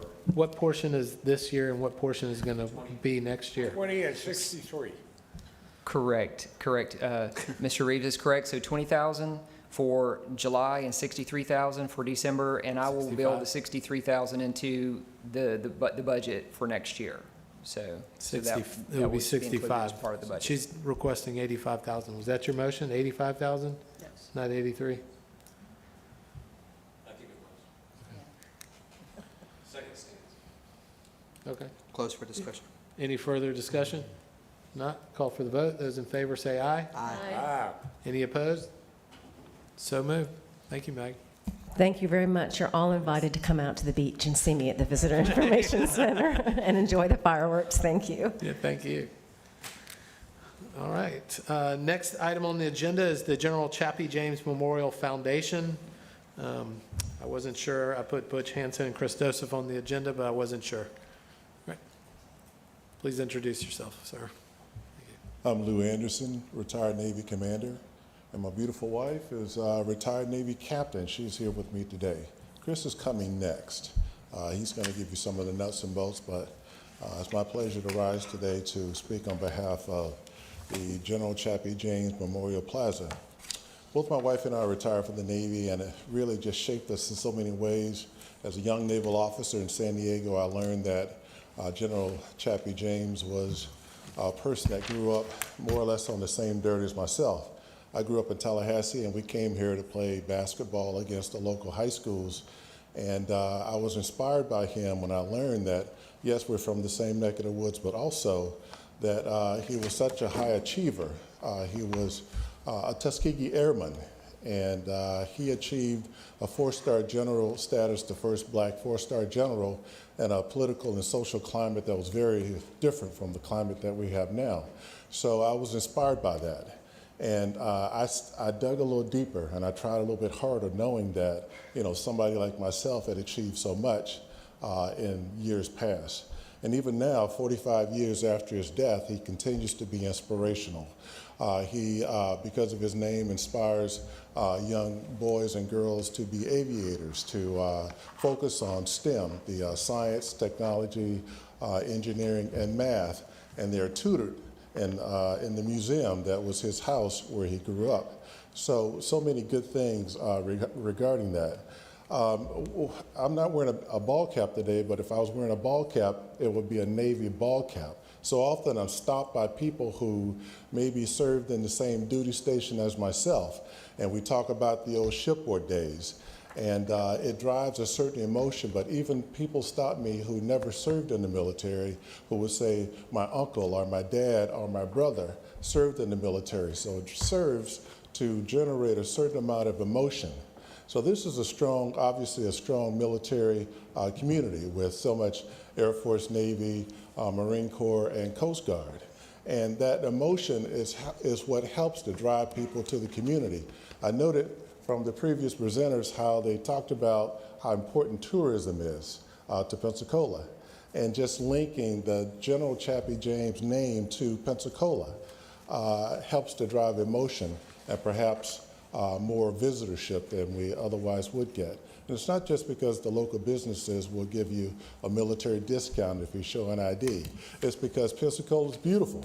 My wife grew up not in Pensacola or Tallahassee, but in Mobile. So she was in and out. So we're happy to be back as military retirees. And we've been back now for 5 years. So I think at the gateway, one of the major gateways into Pensacola, if we had this beautiful memorial plaza that had Chappie James' name on it, and this big American flag and this jet, this F4, if you look at the presentation and the flyer that we gave, I just think it's iconic for what Pensacola really is. And the heartbeat of our community then is military. So please give favorable consideration to what Chris is going to present, and that would be more nuts and bolts. But then even beyond that, as we've been in the city now for about 5 years, we've had the pleasure of meeting people who, an example of Joe, who General Chappie James actually took down to the recruiter and pushed everything off the table and said, bring this guy into the Air Force now. Don't do anything before you do this. So he was instrumental, and he wasn't just a strong military man. He was a person that was bright and was strong and was iconic, and he gave everything to the military. He retired from the military and died about less than a month later. So he died at the age of 58. So he gave it all to the military. And I certainly, a person with this type of profile, a native son of Pensacola, then should be recognized with something that you've got on your desk there, that Memorial Plaza. So thank you so much for your consideration. Thank you. Appreciate your presentation. Thank you for your service.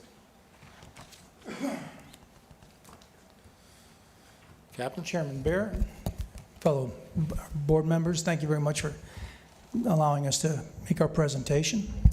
I think you all should have received a copy of our promotional brochure if you had the chance to look at that, and I also provided you our budget. It's pretty transparent. So in the big scheme of things, bottom line is Tourist Development Council, what is it you all are here to do? You're here to sell Pensacola, right? And we believe that this project would in fact sell Pensacola. You know, any good car dealer has a big American flag in front of it. In fact, if you notice any of the Camping Worlds, they have a huge American flag. And what we intend to do is incorporate a giant 80-foot pole with a flag that now, from today's paper, indicated by Mayor D.C. Reeves, anticipates 100,000 people to cross that bridge on average every single day. And all I know about the folks here, particularly the veterans in this community, they're proud of that flag. A lot of them have fought for that flag. And they fought for this country, and they fought for that flag, and I am included in that. And so I would love to be able to cross that bridge and see that proud flag flying over the top of that, which would direct your eyes then, as you can see in the brochure, to the F-4 Phantom. That's a specific element. And why is it specific and important? Because that's a universal aircraft for our armed forces. That F-4 Phantom was part of the Navy, Air Force, and Marine Corps. Okay, so all three of the services that fly fast jets flew the F-4 Phantom. In fact, they built 5,400 F-4 Phantoms. They've never built that many aircraft of any other type than the F-4 Phantom. So I also want to bring to your attention some of the contributions from local area veterans and what it's meant directly to Pensacola and tourism. First, you look at our beautiful Veterans Memorial Park. That was brought to light and as the initiative of Lenny Collins, a Marine Vietnam veteran. He secured, through the assistance of the legislature, the proceeds necessary to buy the land and then create and bring down that Vietnam Veterans Memorial so that we have a half-size replica of the one that's in D.C. A veteran did that. Let's look at Maritime Park. Who participated in that? Admiral Fetterman. In fact, isn't the park named on his behalf? I mean, he had the vision, he had the perseverance, the wherewithal to be able to coalesce the forces in this community to provide us now Maritime Park, which is a huge draw, and people love it. And again, with the assistance of another veteran. Look more recently, Dan Lindemann, and what's happened with Bruce Beach. And we're going to have now another facility on the water that's going to benefit the entire community. This particular event, this particular endeavor, though, is a little unique. One, it is the gateway to our city. Two, what we're attempting to do here is to, for all practical purposes, resurrect the legacy of General James. And why? Because if there's any time in our history that I've seen that with this country needs unification, it's right now. And General James, he's not just from anywhere. He's from Pensacola, and we should take great pride in that. You know, we take pride in the fact that we're the first settlement in the United States, in North America. We should be equally as proud as knowing that the first black four-star general came from this town, from Pensacola. And he was born just maybe a mile and a half away from the landing of that bridge. Getting down to timeline. If you look at our budget here quickly, there is some urgency. Why? There's an opportunity here from construction side. Some of the people that we've been trying to engage to do this project are local, and their timelines have now come back from, say, 90 to 120 days out to where they can start work here in 4 weeks. We can start breaking ground and get this thing done. And what we anticipate as work would be 90 days with 120 days on the outside based on weather, and backups as a result of weather. In addition to that, the cement and steel now, those numbers have come back to normal where we can get all the material here in our hands within 4 weeks. Okay, as opposed to just 6 months ago, they were talking to me 120 days out. Not the case any longer. And it has a lot to do with what's going on in the economy right now, okay? Let's see here. One of the big benefits is that our board has provided the city and the county of, I think, a beautiful design. And if you notice it, it almost looks like the tip of a spear. And you'll be able to see this as soon as you come over that hump on the 3 Mile Bridge, the General James Bridge. You'll be able to see the flag, which will direct your eyes to the aircraft. And then as you get closer into the statue, the 10-foot statue of General James himself. We've also incorporated, and we just had a little soiree here 2 weeks ago, where we invited this sculptor, Ed Dwight, a nationally renowned artist, to be the individual that's going to provide us that monument. We've been, I think, pretty successful in securing the three major elements: the flag, the aircraft, and the statue. They're still in the process of preparation, particularly the statue. There's one last element I wanted to bring to your attention, which you can't see on the document there, but what we're hoping to do and planning to do is on the both the left and right bows of that plaza, mount 50 stars, anywhere from 36 to 42 inches in diameter, chrome stars that replicate the stars a general officer would wear. And the reason we're doing that is because President Ronald Reagan noted this when he dedicated the monument to General James at Tuskegee University. He said the general wore 4 stars on his shoulder, but he had 50 stars in his heart. That's the kind of individual he was. That's the kind of individual we want children to know about, and we want every single visitor to Pensacola to know that we are proud of him and his accomplishments. I open it up to questions. If you have any questions specifically on the timeline, there is a sense of urgency. I'd love to have this thing done in the next 90 days or 120 days. Why? September 18th, just so you know, would be the 76th anniversary of the United States Air Force. And we have enough time now to plan a major event, which I think could be very, very interesting to tourists. Major event that would incorporate significant members of the Defense Department, to include invitations to the Joint Chiefs of Staff, because this is the kind of, I think this is the kind of initiative or the kind of thing that they would be making note of, and they would come to celebrate with us. So thank you again for hearing me out, and I'm open to questions. Oh, I'm sorry, one last thing. And our ask is for the cost of the plaza, for the $1 million for the cost of the plaza. And that's a one-time ask. And maintenance-wise, in the design, there'll be no landscaping requirements because there is no landscaping on this concrete structure. And we've made a provision so that when that ADA ramp is on the side, so that we could get equipment up to the aircraft to clean it annually, and to also say anywhere from 15 to 20 years, we would have to repaint the aircraft to make it look fresh. And so we've made those provisions in the plan so that they're not struggling to get equipment up there to take care of that. And that's really the maintenance, the annual cleaning of the plant and changing of the flag. Thank you. Thank you. Thank you for your presentation. Any questions or comments from council? Well, obviously, I mean, this is what a great presentation. Thank you. Thank you for bringing that.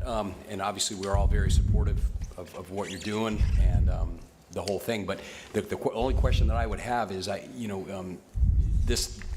funds that we get for this, in this pot of money, I mean, it's very limited in what we can do. So the first question I would ask is to have the attorneys for the TDC, have they looked at this? Yes, they have. Okay, and they said this would be an allowable use? Yes, sir. Okay, that's good. All right, well, I don't know if we can fund the whole $1 million, but I'm certainly, for my vote, I'm going to be willing to support some. Okay, thank you. Yeah, absolutely. So that's my thoughts on it, because he was a great man.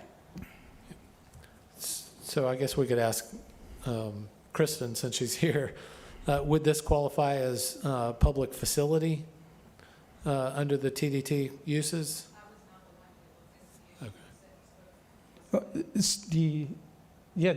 Well, we spoke to folks at Senator Broxton's office that were with the county before, because we've been dealing with this issue for almost, last 2 years. And at that point in time, they had no reservations and thought this perfectly qualified for any TDC funds.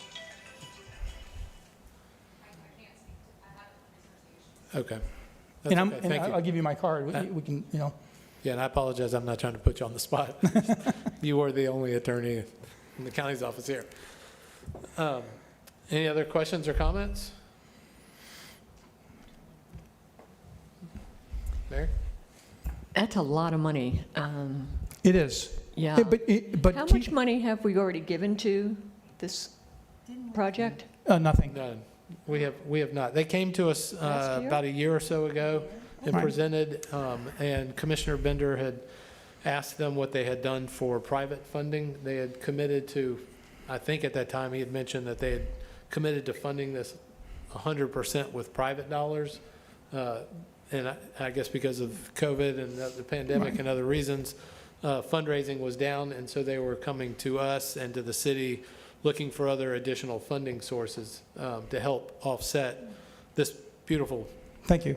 statue. And so we, at that time, we sort of punted and asked them to come back later after they did. And so they've. Just to put things in perspective, they have a chrome bean in Chicago that cost the city of Chicago $22 million. So you're getting an airplane, a flagpole, and a statue, and a plaza. Keep in mind, that plaza sits at the end of a 13-acre park, Wayside Park, which is in the process of being not redeveloped, but refurbished, right? And it would be the crowning jewel of the waterfront of Pensacola. That's how I see it. Just so, because I haven't looked at an aerial map of where it actually is going to sit. If I'm in Pensacola, facing the south, facing Gulf Breeze, is it to the right or to the left? If you look on the back of that brochure, you'll see it. Thank you. I didn't flip to the backside. It's on the north. Okay. The plaza itself is about 160 feet in length and about 75 feet in width and 10 foot high. Some people are asking, well, why did you put it up at that height? There's two reasons. One, we're only 6 feet above sea level there. Okay, so there's issues with regards to storms. And like even Ivan, the water there was about 10 foot high, at right in that vicinity of Bayou Tahar. Second is the way the flyover works. As you approach the city, it's like I'm looking right at you, David, right? But then you start this turn to the left. Well, we have the plaza directly perpendicular to you so that you can see it, view it, and then as you're turning into Gregory Street, right, the aircraft will look like it's joining on you. And that's the intent, right? And any aviator would know what that is. So that's why you'll see it in the position that it's in. We've given this an awful lot of thought in regard to the design. Yeah, I think it's a beautiful design. I think it is definitely going to help us develop tourism for the county.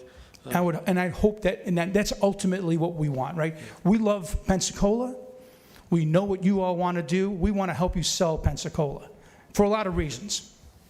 Yeah, and I think for all the reasons both of you got up and spoke today, it will help us sell Pensacola. Okay. I'm like Mary. I think $1 million, or maybe it was Jeff who said $1 million is a lot of money, and I would definitely support some appropriation. I'm just not sure I'm there on the $1 million. I would like to see this thing done as soon as possible, but I don't think that I'm prepared today to support getting you that far, $1 million.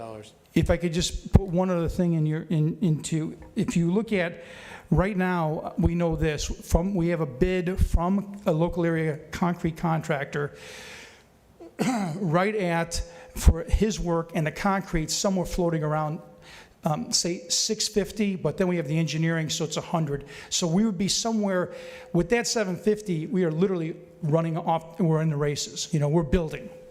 So I just want to bring that to your attention. For 750, we're building. And then we have time then to raise the other funds to get the aircraft moved, because the aircraft's ready. It's been painted and it's ready to mount, okay?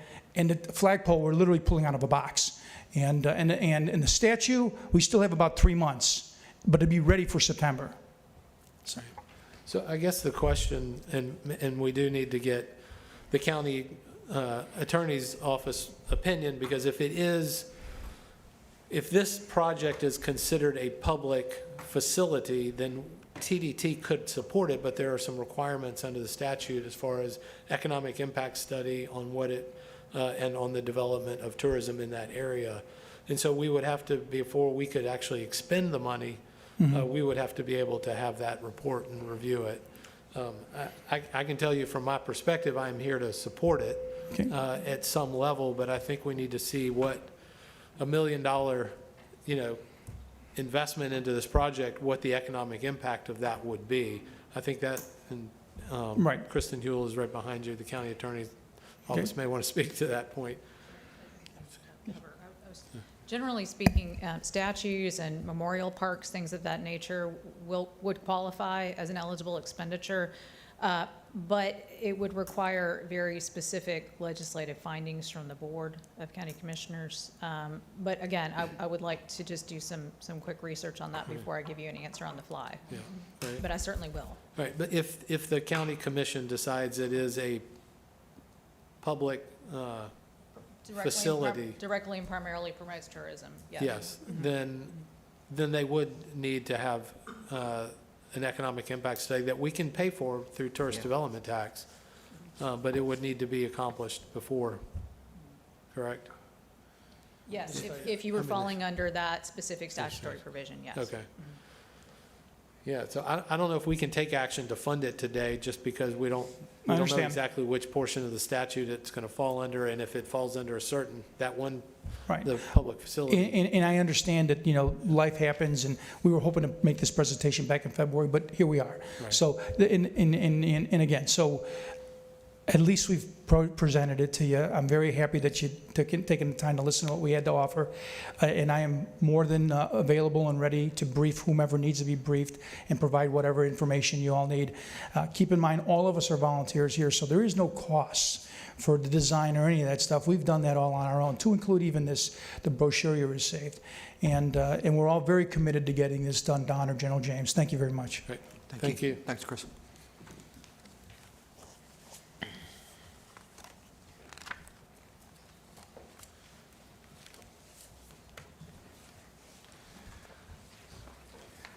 Hello, Joe Denman, Pensacola native. I wasn't going to speak this evening, but I just want to tell you a little more about the man, the American, Dan Chappie James, 4-star general, man of color, man who stood down Omar Gaddafi when he ran his half-tracks to the gate of the base in Wheelus Air Force Base in Libya. Stood him down. Stop. You're not coming through here. You're not taking over our base. Omar, as you probably read, rubbed his pistols. He told his interpreter, you tell him that he'll never clear his holster. That's an American hero. He's protecting the flag. He's protecting the United States. He is an American. He's a man of color. But back then, he's done things to future the betterment of everything. That's one of them. You got Vietnam. Okay, he's flying sorties, flying with his wingman, Robin Owens. I'm only telling you this in case you don't know it. Okay, they go off on a mission, decide to trick the North Vietnamese into sending up their MiGs. North Vietnamese thought these were bombers. Aha, we're going to go get them. They flew under the radar, above, around, and they cleared 5 MiGs that day. Okay? Come back to the base, pop champagne. Robert Owens, Chappie. How many of you have heard this story? That story I'm telling you right now. Nobody. Okay? I know these, and I know they're true. Research them. Look them up. That's just 2 of the things. He was in the mountain that we have in Colorado with steel doors as big as this wall here. 2 or 3 you got to go to get to where our mission, where that red button is. And he was in charge of all of that. His hand was on the button, waiting for the president to call. This is a man of color. It's a man from Pensacola, Florida, right down the street. Please tell me he needs honoring. Please tell me that there's anybody in here who is not proud of him. I stand very proud of him. I served with him in Southeast Asia. I knew him before then. He's the reason I went into the military. My father, a Master Chief in the Navy, him, a colonel, walked me down, walked me into the Arno building, took me up the steps, and just like my friend said, cleared the guy's foot off the table, said, we I wasn't that good in school or anything. This man's going in the Air Force. So I had a wonderful career. I made a wonderful rank. I'm a productive citizen in this town of Pensacola now. And it's all due to General Dan Chappie James. Game changer. Thank you for listening to me. As I said, I wasn't going to speak, but it just came to me. Well, thank you for your service. Thank you for the stories.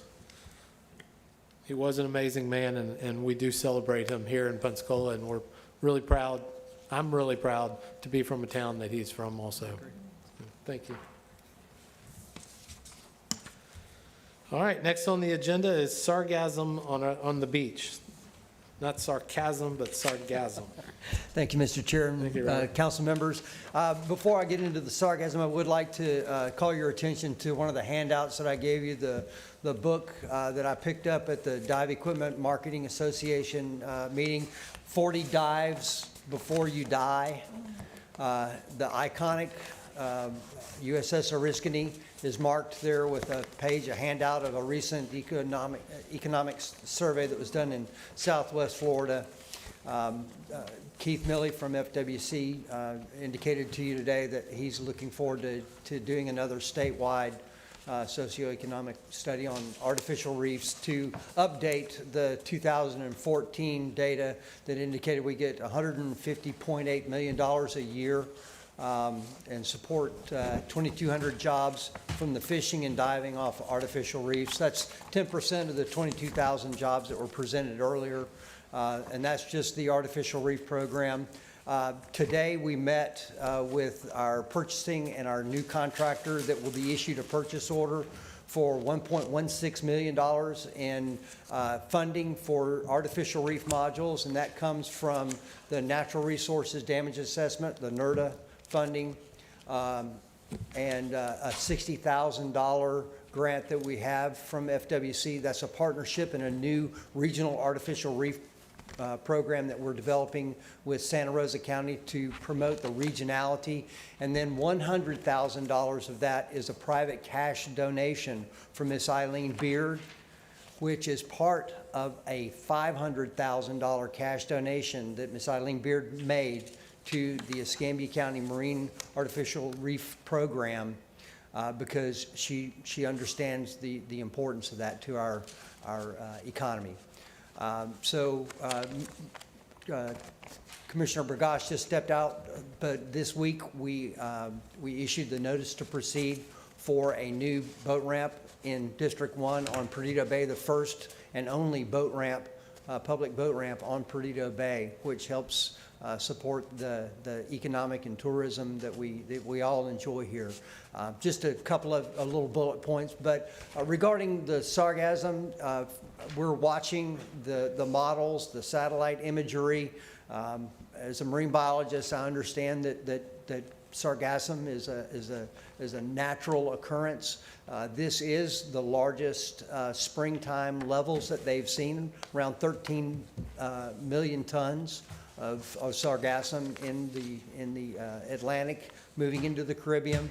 Right now, the models show that Cancun is probably going to take the greatest hit, and our beaches are going to be really dependent upon where the loop current comes into the Gulf of Mexico and what are the prevailing winds. So the loop current is part of a large water mass that moves across the Atlantic Ocean driven by the trade winds. That's what's moving the sargassum with it, comes into the Caribbean Sea, comes between the Yucatan Peninsula and the west end of Cuba, and comes into the Gulf of Mexico, takes a right-hand turn and comes out. That's why they call it the loop current.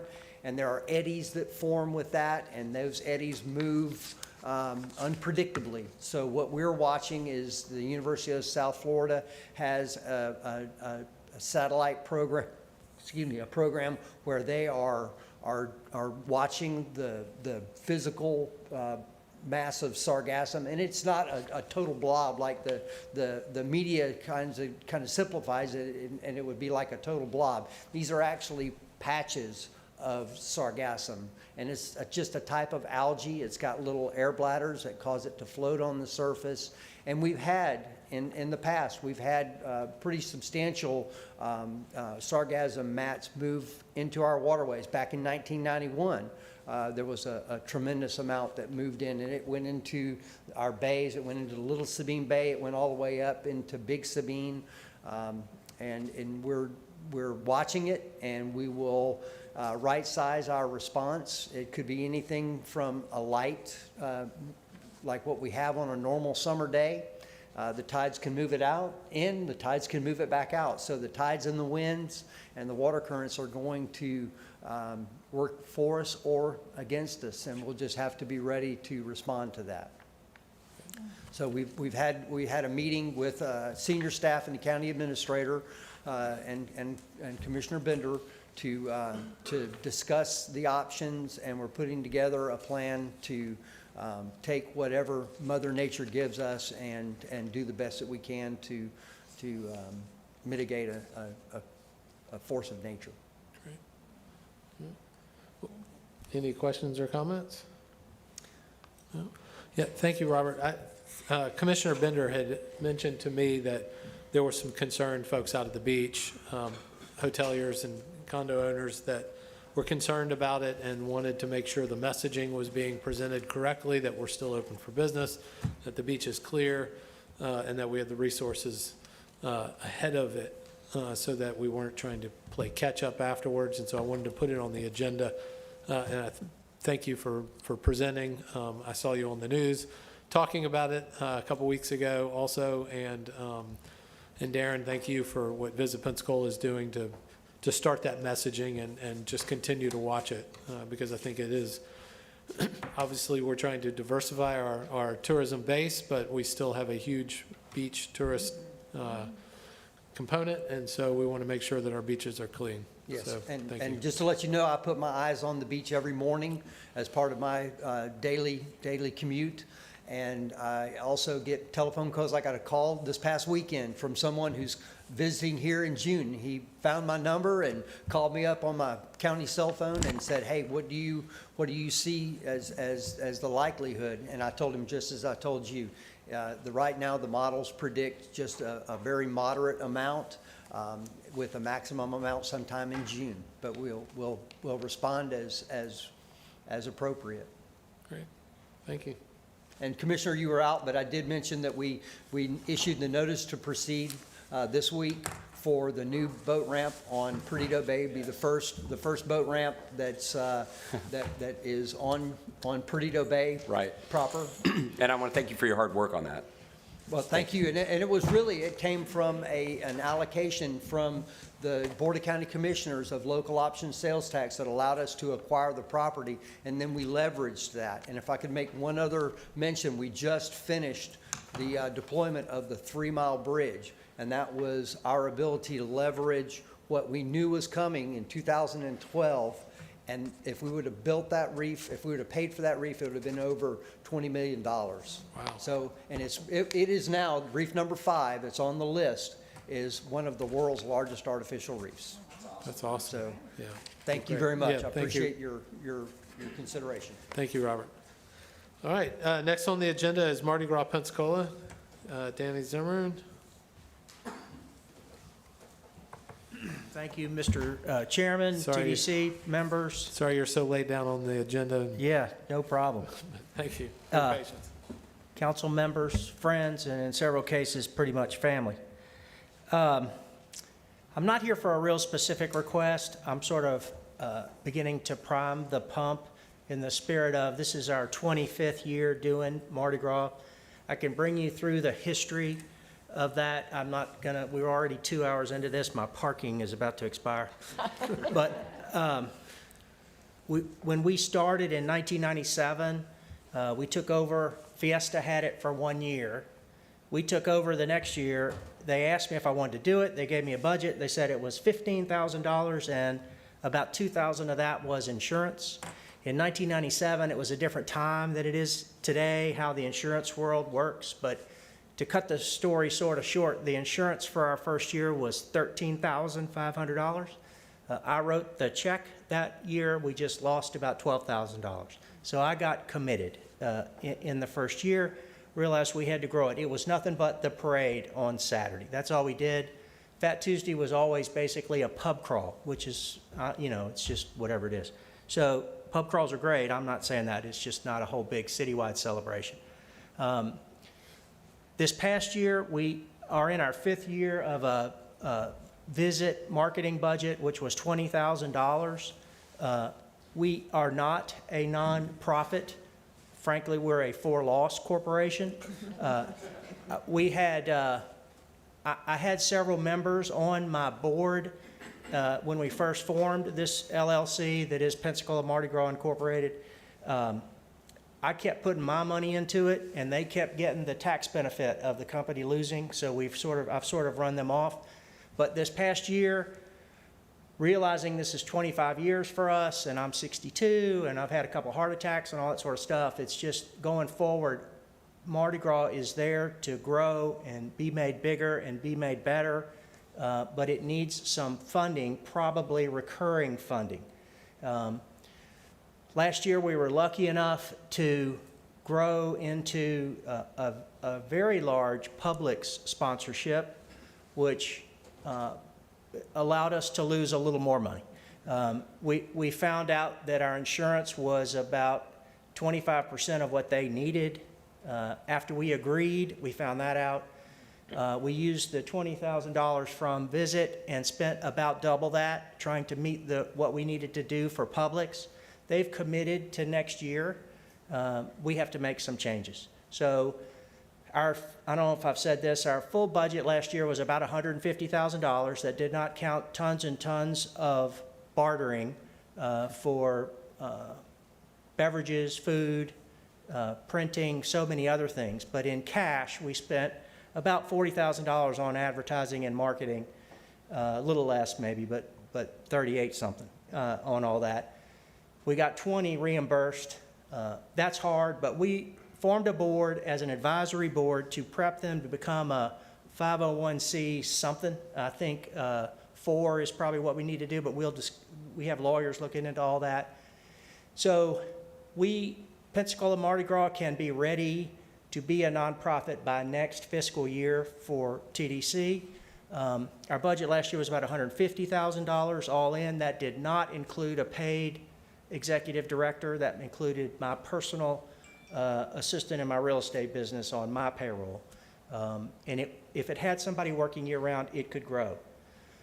When we started in Pensacola, there were about 25 crews that could be pointed to and named.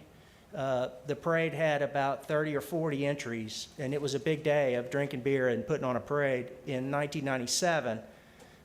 This past year, we had 232 entries into the parade, and we have a little line on the parade application that says how many people are parading with you, and when we added those up, it was 6,200 that were in the parade, not at it. You heard from Mr. St. Germain, who talked about $1.3 billion in 2022. The study that his company did for us said that our county, out-of-county visitors spent $3.5 million, which is 2.7%, I did that sitting in my seat, of $1.3 billion. So on visits, $20,000, we accounted for 2.7 of the total out-of-town spending last year. We don't have this year's report, but we have actually talked today and prepped for this, and they're about to finish it up. So I know it was bigger. This past Mardi Gras weekend was the biggest ever, just without too much question. So we'll see when that comes. About 10 years ago, we decided it had to be more than a weekend for it to be a real big community event, and we started a kickoff event on the 12th night of Christmas, which is January the 6th, which made it a season.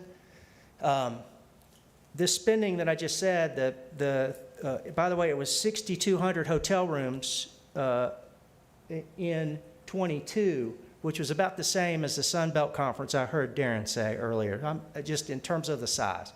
We sort of have all the statistics. I don't think I have to tell all of you that. So we want some recurring funding. We are in the process of transitioning to a nonprofit of some designation, which we will have before fiscal year. I know I heard Mr. Chairman say a budget conference in May. We're happy to come and be prepared with a presentation if that's what's appropriate. This is sort of a prime the pump, get everybody ready, because you only meet 4 times a year. So that's all I'm here for. I'll answer any questions or whatever. I don't really have a specific ask. I think 200,000 is kind of the number we're going to look for, a very small amount, and we'll grow from there. I will say, I appreciate you helping Meg. I like to say all the time, the reach of Mardi Gras. So, you know, on July the 4th, everybody's red, white, and blue everywhere. And across the country in Mardi Gras, everybody's Mardi Gras everywhere. But around here, you know, under the umbrella of Mardi Gras, we now have about 100 crews that we can count. This economic spending is just, they only, in the past, now this year they're going to do the whole season, we understand, which we appreciate. But this $3.5 million was just for the weekend. It doesn't count grocery stores, it doesn't count gas, it doesn't count all sorts of things for basically January and February. It moves based on Easter, when Fat Tuesday is. It doesn't count overtime law enforcement or the DUI money that comes into the county.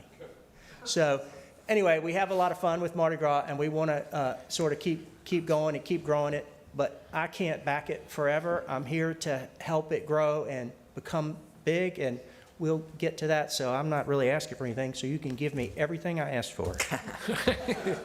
Double that. Well, I'll tell you just real quick, Mr. Chairman, you're right about those rooms. You can't find a room during Mardi Gras in Escambia County. You just can't. I mean, you can't find one at the beach, you can't find one out at Perdido Key, because whether you're downtown parading or not, everybody wants to stay in a hotel that weekend for whatever reason. I'll tell you, I'm here to support this. This has been one of the greatest things Escambia County has seen in a number of years. So I would love to support that. I don't know if there's an ask today, but I'll open this up and listen with you guys. May I make a comment? I'm sorry. Yeah. Let me point out that $125,000 went to the Pelican Drop for 3 years, and, well, a couple years before us, we took it over and did that for 3 years. When that money dried up, we sort of quit. I wasn't going to go, I couldn't sell both, right? That's why Fiesta didn't want to continue with Mardi Gras. I couldn't sell both, so I sort of quit, and we all know what happened to the Pelican Drop. So I would hope we can also let history be our guide as we go forward, wanting to continue to grow Mardi Gras as a season in a slow period of time after the holidays and all that, and before spring break. Shoulder them up.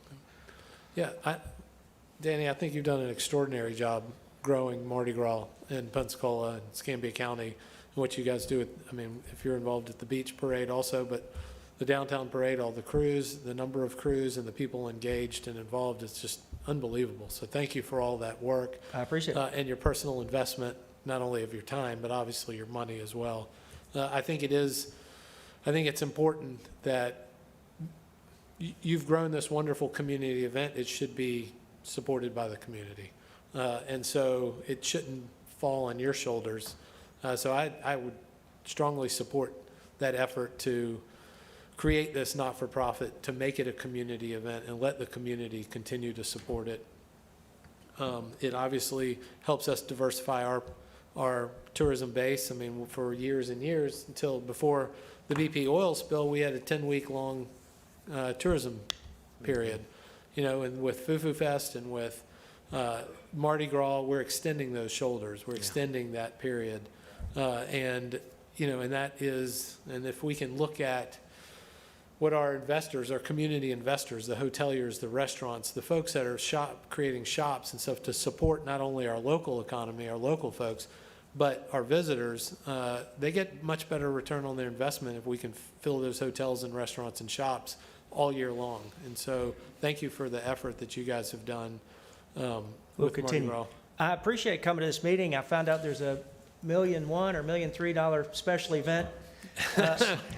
And I've had commissioners offer discretionary money, which I've discussed with some of y'all, but I think their discretionary money, I didn't realize there was that sort of a fund. I always think about it being $5,000 or $10,000, and, you know, there are probably other people more in need in the community, you know, at this point. But Those funds were not discretionary funds. Those are No, but- restricted, is a restricted fund. that- But I don't After know as well what they're does. restricted for, but we're as Special good of a events. festival, special Yes. event as there possibly could be. So I don't know what I'm asking for. I'm not here to present a budget and do all that. And I'm not even sure how we're going to deal with, if we go in the 23, 24 TDC somehow, budget somehow, they would be reimbursable, I'm assuming, funds. Well, we've done previous for people who don't have nonprofits up here. Let's be frank about that. So we have done this previously. There is an opportunity here today